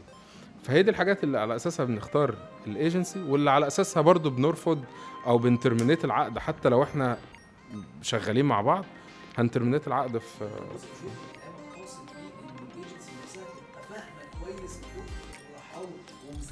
وحافظه اشخاصه وحافظه هما بيفكروا ازاي علشان يوصلوا كلهم مع بعض. طبعا انا قبل ما بقعد في ميتنج بلاقي البروفايل بتاع لينكدين بتاعي اتفتح من 18-19 واحد، ودخل على السوشيال ميديا يتفرج على الفيديوهات وانستجرام وخلاص. هو بيانالايز البيرسوناليتي ويخش لي من ثغراتي، فاهم؟ ايوه صح. وساعات يجيب حد يقول لي انت فلان على فكره ده صاحبي وبتاع، او يجيب واحد من ولادي مثلا اللي اشتغلنا مع بعض ويقول له مثلا ايه، طب ما تيجي معانا في الميتنج الفلاني. طبعا استراتيجيز، بس هو في الاخر هو ازاي بيكسب الباور بتاعته جوه الشركه عندنا، بيتفرع ازاي. او مثلا يجي يقول لي في مؤتمر حلو قبل ما نعمل ديل، ايه رايك نطلع مع بعض المؤتمر ده وتبقى سبيكر؟ هو بيساتسفاي بقى نيد عند هيثم عشان يفتح كيان كبير. الله ينور عليك. بالظبط، عايز يخليك اندات من اولها يعني من غير ما تحس قوي. تحفه. طب بسام احكي لنا ايه اللي انت ممكن تبقى بتعمله كبزنس ديفلوبر، او لما بتشوفه كبزنس ديفلوبر في خلينا نقول في كوربريت، بتقول هي دي اللي انا عايز اكمل معاهم، او هم دول اللي يلا بينا انا اخترتكم عشان نكبر. ندي مثل. طب ما تدينا مثل ممكن بص انا هضرب كام مثال، بس اول مثل عشان ممكن نفوكس عليه شويه، حاجه مثلا زي شيري امبيري. شيري امبيري في مصر كانت بادئه فروم سكراتش، ان انا عندي منتج، انا هبدا العب على منتج برضو من بديلين المنتج الاجنبي زي كذا شركه تانية في المجال، عايز اخليه يبقى كويس من ناحيه الكواليتي والعب عليه براند كامله وابدا اخلي الناس لويال ليه وابدا اشتغل عليه. بس لسه الموضوع في اوله، احنا خلصنا يعتبر يعني اللي ما يسمى في مصر هنا R&D شويه، خلصنا المنتج نفسه بقى عندنا، يلا بينا بقى هنعمل ايه. وهنا نيجي الفاكتور انا قلته بالسلب من شويه لما قلت الريد فلاجز، وهقول بقى بالايجاب بتاعه عامل ازاي. لما يكون الاونر عارف كويس قوي انه علشان يمسك بزنس بالبراند استراتيجيكلي ويكمل معاه سنين عمره كلها، عارف كويس انه لازم يغير في المنتاليتي بتاعته وهو بيفتح سقف جديد. انا دايما بقول للناس اللي بيشتغلوا معايا الحته دي، وده على فكره ليه علاقه بنظريه بقى معلم او غيره او كده، انت كبشر دايما طبيعتك ان ليك سقف. السقف ده ليه علاقه بيك انت، بالاتيتيود بتاعك انت بتوصل له. السقف ده ممكن يكون ما شاء الله انك معاك 20 30 مليون، ممكن يكون 20 30 مليون دولار كمان، ممكن تكون عاملهم من الصفر كمان عادي، ممكن يكون سقف رائع. بس لو طموحك اعلى من السقف ده، اعرف كويس ان انت وصلت له، حتى بيسموه جلاس سيلينج، هو سقف انت مش شايفه، سقف ازاز. لازم تكسر حاجه في نفسك انت، زي اللي عنده عظمه كده مايله فمضطر يكسرها ويتالم لده قوي، وتبدا بعدها بعد الالم ده كله تلاقي سقفك بقى 70 مليون، بقى 100 مليون، بقى 200 مليون. طب زي ايه مثلا؟ زي ان انا مش كوربريت بيرسون ونجحت ان انا اعمل حاجه عملاقه كفلوس، لكن دايما ما بعديش ال10 اشخاص بالعافيه، 10 اشخاص يمكن اقل، ولو زودت زياده هيكون من الطبقه اللي بتعمل الماندين وورك اللي مفيهوش اي صناعه قرار، يعني مثلا ديليفري. فده ما يعتبرش برضه انك زودت الشركه، ما تضحكش على نفسك. انت صناعه القرار عندك متوحده في شخص، في 2 بكتير جدا، وغالبا ممكن يبقى شخص فعلا. ده احد امثله السيلينجز، ومش عارف تعلى عن ده، ومش واخد بالك انا لعبت كل الالعاب، انا عملت كل حاجه. هو انا ليه مش عارف اعلى عن راس مال قد كده، عن بيع قد كده، عن حجم شركه قد كده؟ عشان انت مش عارف تكسر حاجه في الاتيتيود بتاعك، كانها ثيرابي كده، ان انا ممكن اسلم نفسي في دومين معين من شغلي لحد تاني خالص وممكن يغلط فعلا. هو مش مستحمل الجمله دي، يعني ايه يغلط؟ انتوا مجانين، شقى عمري. لو كسر دي في نفسه هيلاقي نفسه فجاه حصل غلطات وحصل ليرنينج كيرف، وعين الشخص الغلط احيانا وصلحها، وعين الشخص الصح، ما علينا، هيوصل فجاه انه بيلعب في ال100 وفي ال200 وهكذا. اول ما بلاقي شخص عنده الاحساس ده، ان انا عارف ان انا محتاج عشان اطلع الليفل الجاي زي الجيمز كده اني العب لعبه مختلفه، بقول لي يلا بينا، انت شريك نجاح رائع، ما عنديش مشكله في ده. دي حاجه. الحاجه الثانيه برضو عكس من اللي قلناه، ان واحد عارف هو عايز ايه بالظبط. يعني الاقي انا عايز انوفيشن بروجكت هنعمله مع بعض، الناتج بتاعه حاجتين، حاجه استراتيجيك، ان انا يكون عندي بعد كده انوفيشن جنريشن انجن، انا طول السنه بعد كده بيجي لي افكار وبعرف احطها في فانل كده صناعي، اوصل بيه ان في 3 افكار منهم سرفايفد واشتغلوا. ايه الجمال ده؟ انت عارف انت عايز ايه بالظبط. عارف شبه برضه في مثال اللي احنا قلنا دكاتره يجي لك ريفيرال من دكتور شاطر، اصلا هو بيقول لك احنا عايزين 1 2 3 4 بس ده تخصصك، فتفضل متقشره اهي. فده رائع، وده طبعا بيحصل اكتر عشان نبقى واضحين مع اللارج انتربرايزز او مع ستارت اب اللي فاتح الستارت اب ده كان اصلا لارج انتربرايز، بس هو قال كفايه كده ويلا نلعب ستارت اب، فبتلاقيه طالب منك. يعني في واحد منهم لطيف جدا بحييه لما بشوف الفيديو ده، قال لي بسام هو بيفتح ستارت اب بس هو اصلا CEO في شركه، فهو بالنسبه له ايه؟ بس لو سمحت ابعت لي دوكيمنت سكوب اوف ورك، انت هتعمل ايه بالظبط، وايه الدليفريز بتاعت الكلام ده، والتايم فريم بتاعها بيمشي ازاي، والكي بي ايز اللي قيسها ازاي، عشان نبدا ندردش فيه. عارف انا كنت هعيط ايه ده؟ اروع من كده. ايدي انا مش عايز اكتر من كده، خلاص انا مش عايز اكتر من كده. فيلا بينا نلعبها كده، وتفضل وعدل على الكلام ده. انا فرحان بقى، انا بقول له عدل عشان نبقى على ارض ثابته من دلوقتي. طبعا ده نادر عشان نبقى واضحين مع بعض، النوع الاولاني نادر والنوع ده نادر، بس دول التيبيكال كلاينت، دول احسن ناس. في حاله مثلا شاري امباري، فاروق كان عارف كويس قوي انا لعبت اندستري كذا وكذا وكذا ونجحت فيهم، بس انا عارف ان دي اندستري مختلفه، تارجت سيجمنت مختلف، عايز اعمل براند ناوي انها تكون بعد كده ماسكه الشرق الاوسط كله عادي، مفيش مشكله لو كانت جلوبال. فانا فاهم ان اللعبه دي مش زي الباقيين، وعايز احط دماغي في ان انا ابقى كوربريت مان، لان الباقيين كان ينفع يتلعبوا بان انا ليا الراي الاول والاخير والباقيين منفذين. لا، انا عارف ان دي انا بعد كده هسلم دماغي زي ما اتفقنا لناس مختلفه في تخصصات مختلفه وهديرهم هم. طب انا عشان اديرهم هم محتاج اطور نفسي باستمرار اصلا عشان اكون اعرف اديرهم، خلينا واضحين. فكل ده كان بالنسبه لي من النوع الاول، عشان كده كان مثال انا بعتبره رائع جدا، والموضوع طلوع جميل جدا. وعايز اقول لك عشان نتست ده، رغم ان انا عارف فاروق من زمان بس معرفه شخصيه، قلت له نجرب ده الاول، مش هنعرفه من دي 1، تعالى نعمل اساينمنت صغيره خالص ونشوف ايه النظام. لو لقينا ان احنا الاثنين متوافقين، انت متقبل ان انا بتكلم في حاجات بيزك قوي واساسيه وبنغير فيها، وانت متقبل ده ومش حاسس ان انا بتدخل في دماغك وبغير لك، لو انت جاي تخنقني بفلوسي انت بتاخد فلوسي عشان تصدعني انا، فلو لقيت الاثنين لا نافعين، هو متقبل وانا متقبل ده، خلاص يلا بينا نخليها بقى ايه ادفايزري مستمره. واحيانا ما بيكونش محتاجني في حاجه ميجر، دي من بس من advisor. المفاتيح هو انا ممكن استخدم كاميرا الموبايل عشان اعمل بيها فيديوهات احترافيه؟ الاجابه طبعا ينفع. التصوير هو ايه اللي هنا مش اللي هنا. انت ممكن يكون معاك اغلى كاميرا لكن مش مبسوط بنتيجه الفيديوهات. بيحصل صح؟ انت مش محتاج اغلى كاميرا، انت محتاج حد يساعدك ويعلمك بالموبايل اللي موجود معاك دلوقتي. وده اللي بقدمه لك في الدبلومه دي. الفيديو جامد مش بس انك تدوس ريكورد، الفيديو تحضير، تكوينات، قواعد اضاءه، مونتاج بابليكيشن سهل، لغايه ازاي تعمل له اعلان ممول ناجح باقل فلوس يوصل لاكبر عدد. وكل ده بالموبايل سواء ايفون او اندرويد. نفسك تعمل فيديو جامد؟ الدبلومه دي ليك. الحقيقه مهمه جدا للايجنسيز اللي لسه بتطلع او القويه بس ما اشتغلتش في اندستري معينه، انه يخش يعمل بروتوتايب او بتستنج برودكت. انا هجرب معاك دي، انا خسران وانت خسران، احنا هنخسر كذا وانت هتخسر كذا، بس لو احنا الاثنين نجحنا هنكمل، لو ما نجحناش انديكيتور انديكيتور ان دوت وحاجه تيستد يعني ايفيدنس بيزد بقى، خلاص انا في دليل بقت فاكت على ان الدواء ده بيعالج، فخلاص بقى فاكت هنكمل. دواء بص حتى بالظبط دكتور ما اقدرش هي طب بصراحه، حتى اول واحد بره الطب وبيلاقي نفسه بيقول طب برضه. هي فعلا انت بتوصف الموضوع، وفعلا في كيس كده. يعني دلوقتي معايا كلاينت، هو حتى مش كلاينت لسه ما دايلناش، هو حتى الان بالنسبه لي ليد كواليفايد ليد، شركه من الكويت وبتنقل بتعمل فرع ليها في مصر، بس مش فرع ريبريزنتيف، شركه تانية موازيه ليها. فالاندستري جديده عليا، انا ما اشتغلتش الاندستري دي تحديدا، وانا عارف كويس زي ما هيثم قال دلوقتي ان الموضوع ده فيه ريسك. مش بس ان انا قلقان ان هو قلقان، انا واجب عليا اكون قلقان. ما انا افرض ما نفعتكش، انا فرحانين احنا كده، انا خسرتك، خاطرت بسمعتي وخاطرت بوقتي وبورتونيتي كوست، وممكن اكون رفضت عميل تاني عشان نعمل قصه فشل جميله مع بعض. لا، فانا بقول له خلي بالك ما لعبناش اللعبه دي قبل كده، بس انا لعبت شبهها في كذا وكذا وكذا، وكانوا شبهها في الاليمنتس دي، نمرج كل دول. فايه رايك يعني باللي انا قلته ده؟ ايه رايك نجرب قياس مع الفرق زي ما بيقولوا؟ رحت اعمل له ايه؟ عملت جزء من اللي كنت هعمله بالفعل لو كنا دايلنا، وخلصت فيه ريسيرش وخلصت فيه موديلنج للبيزنس نفسه وكريتيكال سكسس فاكتورز، وعملت انترفيوز مع ماتر اكسبرتس في مجالات مختلفه تكنيكال، واستغليت، ودي حاجه نادره قوي هندسه زمان، ان كان الموضوع فيه مجال هندسي قوي، فرحت داخل بقى بقلب قوي في الموضوع وجبت قلب الموضوع قوي تكنيكالي وهكذا. قلت له ده اللي انت بتتكلم عليه ده بالنسبه لك احنا كده ماشيين صح؟ قال لي لا، ده انت كان المفروض تاخد نص الفلوس اصلا، احنا خلصنا مجال كبير وانت لسه ما دايلتش معايا في حاجه.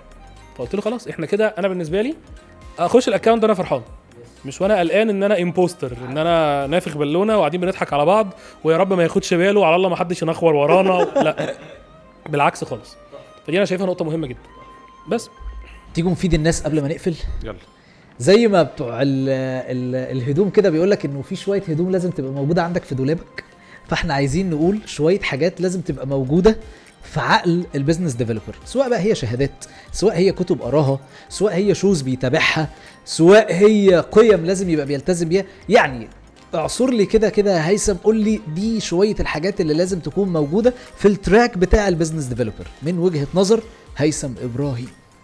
بس اول حاجه ان يكون اخد ودنه معاه، يعني لو هو عقله عباره عن ودن بس، ده هيبقى 50% من البيرسوناليتي. شخص بيسمع، بيحلل اللي هو بيسمعه، بيفكر فيه، بيبروسيس الكلام اللي بيتقاله، مش مجرد انبوتس بتدخل وبتطلع، لا انا بفكر فيه وببدا اشوف هعمل دي اول حاجه، ان لازم يبقى معلق ودنه معاه في الدولاب، بيلبسها زي ما بيلبس اي حاجه مهمه في حياته. فدي حاجه. الحاجه التانية انك ما يبقاش كلامك سابق تفكيرك، يعني انت بتقول على قدر الحاجه، دونت اوفر سيل، يعني ما تبيعش زياده، ما تبقاش خلاص انا اشتريت ما تقعدش بقى ايه في ناس بتقعد بقى اصل انت ما تعرفش، ويتكلم على الكومبيتيتور ويجيب مصايب قديمه ويجيب مصايب جديده. الكلام ده اصل يعني هو بيتكلم زياده فهيوقع نفسه اكتر.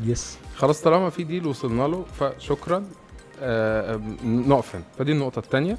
النقطه الثالثه، انت مش لازم تبيع بيعه كامله، او انت مش هتنفع تبيع بيعه كامله. انت بيع وبعدين اهدى وفكر، وبعدين بيع تاني، واهدى وفكر، وبعدين بيع تالت، وهكذا.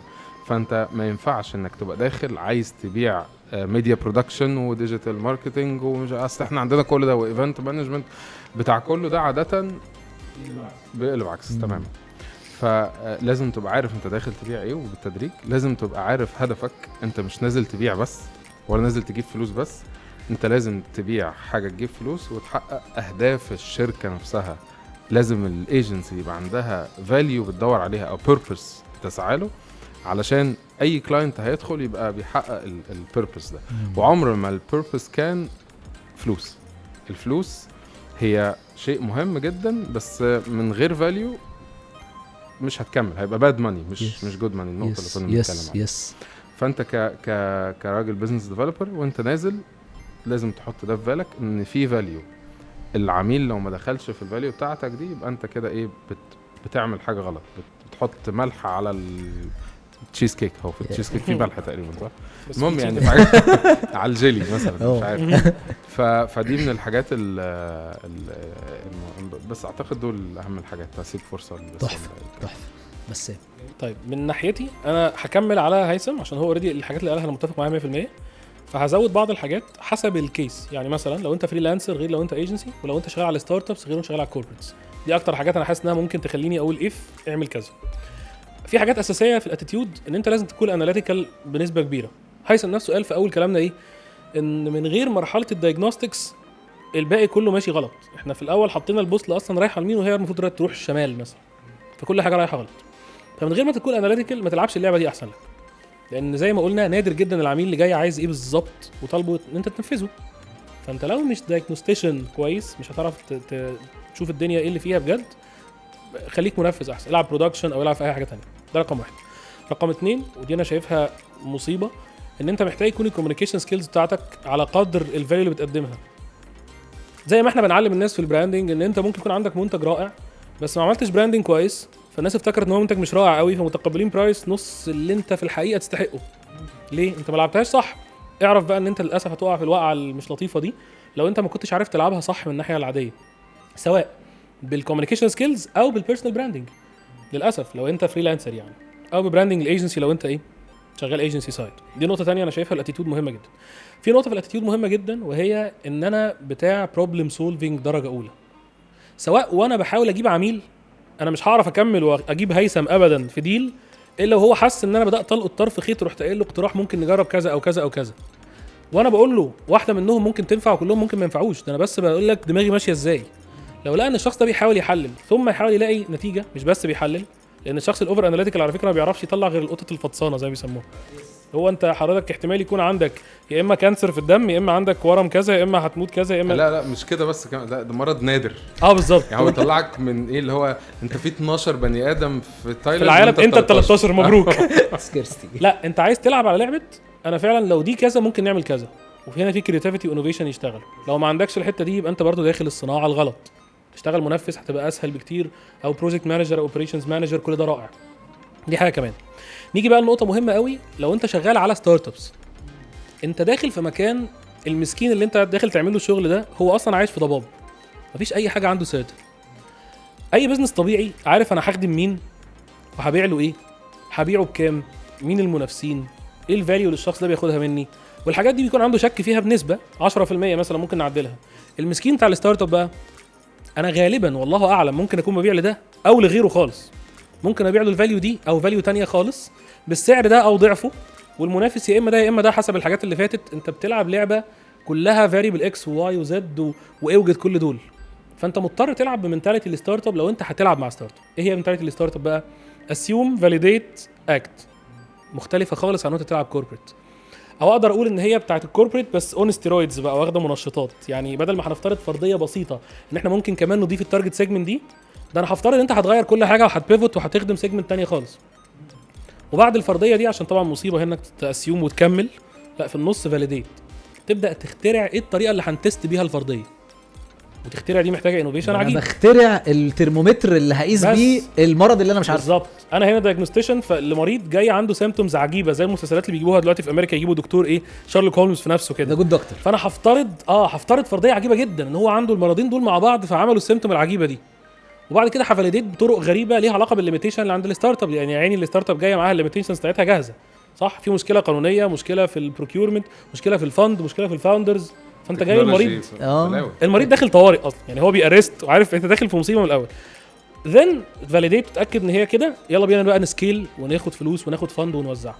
لو انت مش عايز اللعبه العجيبه اللي مليانه كلها ضباب وانت قاعد بتتحسس طريقك وتجرب دي، ما تلعبش ستارت ابس ابدا، هيجي لك انهاك وهيجي لك بانيك اتاك زي المسكين اللي فاتح الستارت اب ده. يبقى العب ابعد عن دي. فلو انت ستيبل اكتر في الحته دي العب على الشركات الستيبل، لعبتها معروفه والليرنينج كيرف بتاع صناعتها واحد، بالديفيشن بتاعه ما بيتعداش 10 20%. دي حاجه كمان. الحاجه اللي ممكن اقفلها هنا بقى الجروث مينتاليتي. دماغك رايحه ناحيه الجروث ازاي؟ على مستويين، مستوى العميل بتاعك ومستواك انت شخصيا. مستوى العميل بتاعك ليها علاقه بان انا لازم اكون شايف هو ممكن يكبر ايه، حتى اكتر احيانا ما هو شايف ممكن يكبر ازاي. يعني انا في كيسز كتير بقيت اقول له ثانيه واحده بس، انت ليه بتناقشني ان كل حلم حياتك انك تبنتريت سوق اكتر في مصر؟ انت مجالك ده انت تفتح في السعوديه وانت مغمض. طب ليه حتى ما تقترحش دول افريقيا؟ وفي اتفاقيه لسه حاصله من كام يوم، مش بس الكوميسا، ان عندي اعفاءات مهوله في الجزء الضريبي والجمركي. ليه ما تلعبش اللعبه دي؟ فانت لو ما عندكش الجروث مينتاليتي دي مش هيحصل اللي هيثم كان بيتكلم عليه انه نفسه فيه، ان الشخص يكون انوفيتيف وبيلعب فاليو اكتر احيانا ويبدع وهكذا. النقطه الثانيه بقى في نفسك، ودي اللي هختم بيها، انت لو ما عندكش فكر انا رايح فين وهتعلم ايه وهتعلمه ازاي، انت في اندستري غلط تماما. ازاي هتسبقني انا ككلاينت بخطوه وانت اخرك تبقى زيي في المجال بتاعك؟ فاهم قصدي؟ في يعني حاجه مشهوره قوي في الموديل في الجزء ده في السيلف ليرنينج او حتى في الديفلوبمنت العاديه، اللي هو التي شيب، اتشهرت قوي وبيتكلم عليها كتير. يمكن انا بحبها في شيب اكتر، في وتي، ان انا عارف انا عايز العب ايه، انا لعبتي ايه بالظبط، ببيع ايه، مثلا ديجيتال ترانسفورميشن او انوفيشن مانجمنت او ماركتنج مانجمنت. طب ده عشان اكون كده تقيل قوي في صناعه معينه او في الستارت ابس او في الكوربريت العاديه وهكذا، ايه اللي محتاج اكون فاهمه؟ ايه اللي محتاج اكون اشتغلته بايدي عشان ما يتنصبش عليا فيه؟ ايه اللي محتاج اكون عملته في الاندستري دي قبل كده؟ مين الناس اللي محتاج تكون معايا؟ انت بتكون الكرايتيريا اللي تخليك تعرف تكون لعيب. انت عايز تفورسي الكلام ده، يعني تشوفه لمستقبل بعيد ويبقى عندك على جنب كده خطتك لتطوير نفسك. للاسف بتقع كتير من فريلانسرز وايجنسيز. ليه؟ الجمله المشهوره بتاعت انت مدير نفسك دي مصيبه اصلا، انا مش شايفها جمله كيوت قوي كده. انت قاعد مشغول بفاينانشال ستيتمنت بتاعتك كانك شركه، وقاعد مشغول بكلاينتس. انا حاليا دلوقتي في الايجنسي عندي كونسلتيشن، بتكلم حتى كونسلتيشن مش امبلمنتيشن، معانا 4 اكونتس شغاله بس على الفريق كله، يعني في حاجات متفرغين ليها وحاجات لا، وفي 12 على الليدز فانل. اوكي، فدول هيقفلوا على ايه؟ ممكن ما يقفلوش خالص. طب هيقفلوا زياده عن اللازم، فهتلاقي نفسك كوميتد مع ناس اكتر من اللي انت تعرف تعمله. طب عندك ناس ستاند باي عشان ياخدوا الحاجه الزياده او اللي انت مش عايز تعملها، هتعمل ايه بالظبط في الكلام ده؟ فده واخد جزء من دماغك مهول. لو مش تعرف تلعب اللعبه دي انت بتهزر، ما تلعبهاش من الاول. هتطور نفسك فيها ازاي؟ انت محتاج تعرف تمانج كل ده، هتطور السكيلز بتاعتك ازاي؟ فالموضوع مزعج جدا للشخص اللي ما بيحبش يكون عنده مليون صراع في نفس الوقت، يبقى هو داخل في حته مش حتته. انا ليه بحب، يعني أنا برضو حاجه اقول لك بالمناسبه، انا ليه بحب اسم فارس اللي انا جايبه على التيشيرت ده وسميت ابني فارس عافيه، يعني ما عندوش قرار لسه. ان الفارس في اللغه هو الشخص المالتي تالنتد ومالتي ديسيبلينري لدرجه ان هو متميز في كذا حاجه، اي حاجه بيخشها بيتميز فيها. دي عقليه الفريلانسر او الايجنسي او الكونسلتنت او الشخص اللي عايز يبقى ماسك الموضوع من فوق، لان هو عشان ماسكه من فوق هو محتاج يكون 3 4 5 6 7 حاجات فاهمهم الى الدرجه الكافيه انه يطور فيهم ويطور الناس اللي تحته ويخليهم يمشوا عدل. فاهم قصدي؟ بس اكملها بحاجه، في واحد لطيف قوي وتقيل قوي الله يرحمه، محمود شاكر، كان الكرسي بتاعه، عارف الناس القديمه كان عندها كرسي الخشب اللي هو الارابيسك كده، كان الكرسي بتاعه عنده فيه حكمتين حاططهم لنفسه، واحده منهم هي اللي مهتم بيها دلوقتي. كان بيقول ايه، ودي بتكمل على اللي انا بقوله ده عشان اادب نفسي شويه عشان الحته دي مخيفه انها تشتتك. كان كاتب الدارس يغلب الفارس. يعني انت ممكن تكون تالنتد جدا وبتعرف تدوس وتجري وميسي قوي في نفسك، بس لو ما كانش عندك روح ميسي ده ان هو يكون بيقاتل كل يوم رغم التالنتس بتاعته دي، انت هتنام، هتبقى انت الارنب في قصه الارنب والسلحفاه كده. فانت محتاج الدراعين دول. لو مش عندك ركز في حته صغيره، ويستحسن اصلا ما تكونش بزنس ديفلوبمنت خالص عشان هي مرهقه في الحته دي عموما، حتى لو انت ان هاوس يعني. والعب اكتر في حاجه هي ليزر فوكست قوي، هي تنفيذيه اكتر، او ما تطمحش انك تمسكها هيد. يعني دلوقتي هيثم ماسك الحاجه اللي انا متاكد ان هو مضطر في 12 تخصص هو بيجادلهم في شغلهم. طب ده هتعمله ازاي وانت قصه حياتك عمرها ما هتكون مكمله ال 12 دول الا وانت مبهدل نفسك، لان انت مش هتكمل المهنه وانت عندك 120 سنه، فايه هتضحي بايه؟ بس هي دي الاتيتيود للاسف يعني مرهق، تحفة. بس اللي لازم للمهنه دي. تحفة. انا مش هقدر ان انا ابقى قاعد معاكم وما استغلش ان انا اخد من كل واحد فيكم نصيحه ليا. انتوا كبزنس ديفلوبرز انتوا شايفين ان انتوا ممكن انا كجوزيف اتطور ازاي، وعايز ابقى انا يعني اسقاط لاي شخص ممكن يبقى قاعد مكاني، حد بيبني البراند بتاعه، حد بيبني اي شيء، بس يا سلام لو انتوا بتنصحوها لي بشكل كاستمايزد قوي، يعني هبقى من اسعد الناس. خدت كونسلتيشن فور فري. ابعت له الاول ريت يا هيثم عشان كده انا شايف في استغلال. طلعني معاك في كل حلقه والله التاني ده بدايه كده يعني اولا واحد بس طبعا. الله يخليك. لا اهم حاجه انك تبقى زي ما قلت لك بتسمع. يعني انت لو ما بتاخدش فيدباك الكاستمرز وتسال الناس رايهم ايه وتاخد منهم وتطلع بروجكتس، ده سورس اوف ديفلوبمنت عنيف جدا.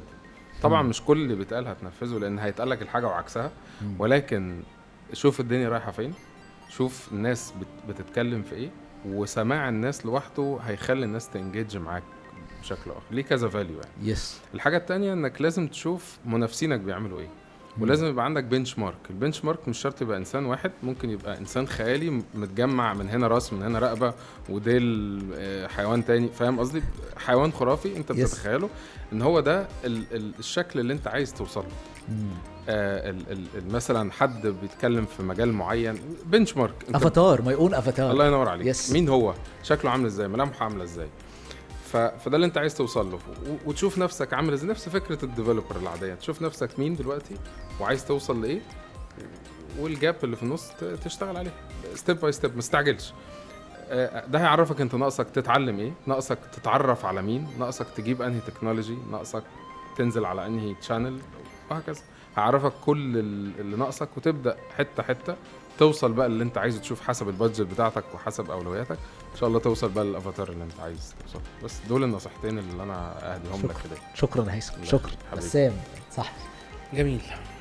بص يا سيدي، دلوقتي انا هاخد كلمه كان هيثم قالها في النص، في الجزء في نص الكلام بتاعنا، وكنا بننصح بيها الشركات او حتى الايجنسيز، وهقول لك برضو لازم تاخد بالك منها.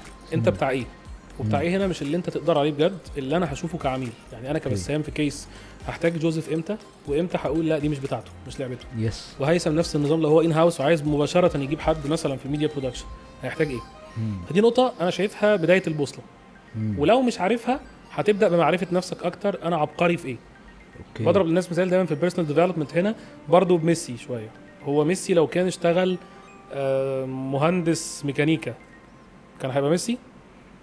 قدراته حتى الان، بتكلم على معرفتنا احنا كبشر، اكيد ما عندناش السيناريو ده بجد، بس هو قدراته الحقيقيه فيها توافق عضلي عصبي مثلا فظيعه.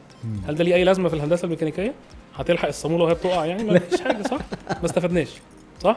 طيب الجزء ده مش قصدي خالص ان هو تالنت لوحدها، احنا اتفقنا ان معاها جهد. يس. بس انت اصلا محتاج تسال اللي حواليك والبورتفوليو بتاعك وراي العملاء اللي فاتوا والكورسز اللي انت حضرتها او الورك شوبس اللي لقيت نفسك متفوق فيها وعبقري بنفس الجهد. يعني هم ماشيين كده وكده، بس انا حاسس ان انا وانا نايم انا بجري عنهم وهم يا عيني بينهجوا. ابدا اخد بالي لو انا ما عنديش البوصله، اقول ان هي تبدا ترسمني البوصله. واضح ان الجزء ده عند جو مش طبيعي، يبقى انا حرام عليا ان انا ما العبش على الجزء اللي انا عبقري فيه innately كده اورجانيكلي باي ديفولت. يس. صح. ابدا اشتغل على دي وابدا اكون منها الافاتار اللي كان هيثم بيتكلم عليه. مين؟ جو فيرجن 8.0 يس. فيرجن 10.0. لان انا قاصد احط رقم كبير عشان ما نحبطش نفسنا نقول يلا بينا بقى بسرعه نروح للحته، لا مش هنحور على بعض. لو هي فعلا استراتيجيك فيو لجو هيبقى عامل ازاي، يبقى لازم تكون متعبه وفيها 1.1 1.2 1.3 وهكذا. يس. وابدا ابني منها ستيبس بالراحه جدا. هو ايه اخبار جو في الحته دي من ناحيه الاكويبمنت، من ناحيه السوفت وير اللي شغال عليه؟ طب هو الكلام ده ليه علاقه اكتر باوبورتونيتيز ايه؟ وهنا بقى يجي لنقطه ان انت تستكشف السوق. في الانوفيشن مانجمنت لما يعملوا شركات بنقول لهم انت لازم تعمل خريطه تحط فيها هو ايه اللي ماشي تكنولوجيكالي في مجالك، حتى لو حاجات عجيبه وخيال علمي، وايه اللي ماشي من ناحيه المنافسين زي ما هيثم قال لك الدنيا ماشيه فيها ازاي، وايه اللي ماشي من ناحيه العميل هو بيحب ايه ويتطلع لايه، وايه الحاجات اللي مش محلوله في مجاله. حط ده في مجالك اللي ليه علاقه مثلا بالميديا برودكشن. هتكتشف المثال اللي كله دلوقتي بيهري فيه كتير ايه؟ الاي اي مثلا في الجزء الاولاني، صح؟ طب انا هعمل ايه بالاي اي؟ هنقعد نعمل نشير عليه بوستات كتير ولا هعمل حاجه انا بقى نبدا؟ طب انا هجرب البيتا بتاع فوتوشوب واشوف هعمل بيه ايه. طب انا هجرب ميد جيرني. طب هجرب دلوقتي اشوف الانيميشن يتعمل بيه ازاي. عيش بقى. يس. دي ناحيه. والناحيه دي اعتبرها هوم ورك ثابت. عارف اقول لك العب 10 ضغط الصبح، اعتبر دي كل يوم الصبح كل اسبوع. ايه الحاجه الجديده العجيبه اللي انا هسال نفسي هو انا ينفع استفيد منها ولا اعديها عشان ده شغل ترندات؟ رقم واحد. رقم اتنين، حته الاستجواب الدائم للعميل دي. كل عميل معلش شهريه، امسك حد اشتغلت معاه بودكاست ولا اشتغلت معاه في حاجه، انت ايه اللي عجبك، ايه اللي ما عجبكش، ايه اللي انا متميز فيه. بعد ما خلصنا لعبه اهو، يعني هو مش محتاج يجاملك في حاجه ولا يقول لك انجز عشان نكمل شغل، لا احنا خلصنا. ممكن تقول لي ايه ايه الحاجه الفظيعه اللي اشتغل عليها؟ هتكتشف عبقريتك من الناس مش منك. فاهم قصدي؟ لان انت يا اما هتروح ناحيه الامبوستر سيندروم وهتقول انا ضايع، يا اما هتروح ناحيه النارسيسيزم وقول انا مفيش احسن مني في كل حاجه واحسن اكتشاف بعد الكهرباء والكلام ده كله. في الحالتين ده مش مساعد ليك. المساعد ليك ان الناس تتفق اغلبها على ان انت العب على دول. دي الثانيه. والثالثه طبعا العملاء زي ما اتفقنا حاول تشوف ايه اللي مش محلول عندهم، ايه اللي ضايع عندهم. تمام. والحاجه الثالثه شوف فعلا زي ما هيثم قال بقى ايه البنش مارك ماشي ازاي، وكمل من فيرجن زي ما قلنا 8 ولا 10 دي، واقعد قول الحمد لله يبقى انا كده هعمل في الانجليزي دي وهعمل في الاي اي دي. وانا عندي في مصر في مشكله ان انا عايز درون مثلا، فانا هشترك مع الايجنسيز دي اللي ماسكه الموضوع ده حصري واشتغل فيها كذا. ده انا هتعلم وهاجر لدرجه ان انا ابقى ماستر بالدرون مانجمنت، لدرجه ان انا الناس هتجيلي من بره مصر اصلا عشان اخد التيكس الفلانيه ايا كان الحاجه بقى. فاهم قصدي؟ ده كده سريعا في الموضوع يعني. تحفه. عايز اقول ان انا متشرف بوجودكم حبيبي. مبسوط ان انتوا كنتوا معايا وشاركتوني يعني البودكاستايه دي، ومتاكد انه اكيد الناس اللي بتتفرج انبسطت واستفادت وتعلموا ان شاء الله يعني. عشمان في ربنا ان ده يبقى حاصل. وعايز اشكر طبعا الشخص واخويا اللي ساعدني على انكم تبقوا موجودين، احمد حسن كاتو طبعا، اللي سهل لنا الكونكشن الجميله واللي عرفني بيكم ان بيرسون. انا كنت طبعا عارفكم من قبل كده ويمكن اعرف اكتر كنت بسام، بس مبسوط ان انا عرفت عنك اكتر يا دكتور، ومبسوط ان انا قعدت معاكم في القعده الجميله دي. ربنا يحفظكم. عايز افكر الناس انه بنهايه البودكاست انه في بودكاستات تانية جايه. اللينكات بتاعت الناس دي هتلاقوهم في الديسكريبشن، يعني خشوا كده واتفرجوا الناس دي بتعمل ايه، لان هم برضو اكتف جدا على السوشيال ميديا وبيشتغلوا جدا على السوشيال ميديا بتاعتهم وبيفيدوا الناس فعلا. ممكن تلاقوا بوست صغيره تفيدكم، ممكن تلاقوا فيديوز تبقى بتتكلم على نقطه قلم انتوا بتدوروا عليها. خشوا واتفرجوا. ولو انتوا بتسمعوا على ابل بودكاست او جوجل بودكاست او انغامي او سبوتيفاي، تنسوش تعملوا ريتنج للبودكاستايه دي علشان دي هتفرق جدا ان هي توصل لعدد ناس اكبر، وبناء عليه عدد ناس اكتر هيستفادوا، وانا طبعا هبقى بستفاد. مبسوط ان انتوا كملتوا معانا للاخر. انا جوزيف بتاع الفيديوهات. سلامات.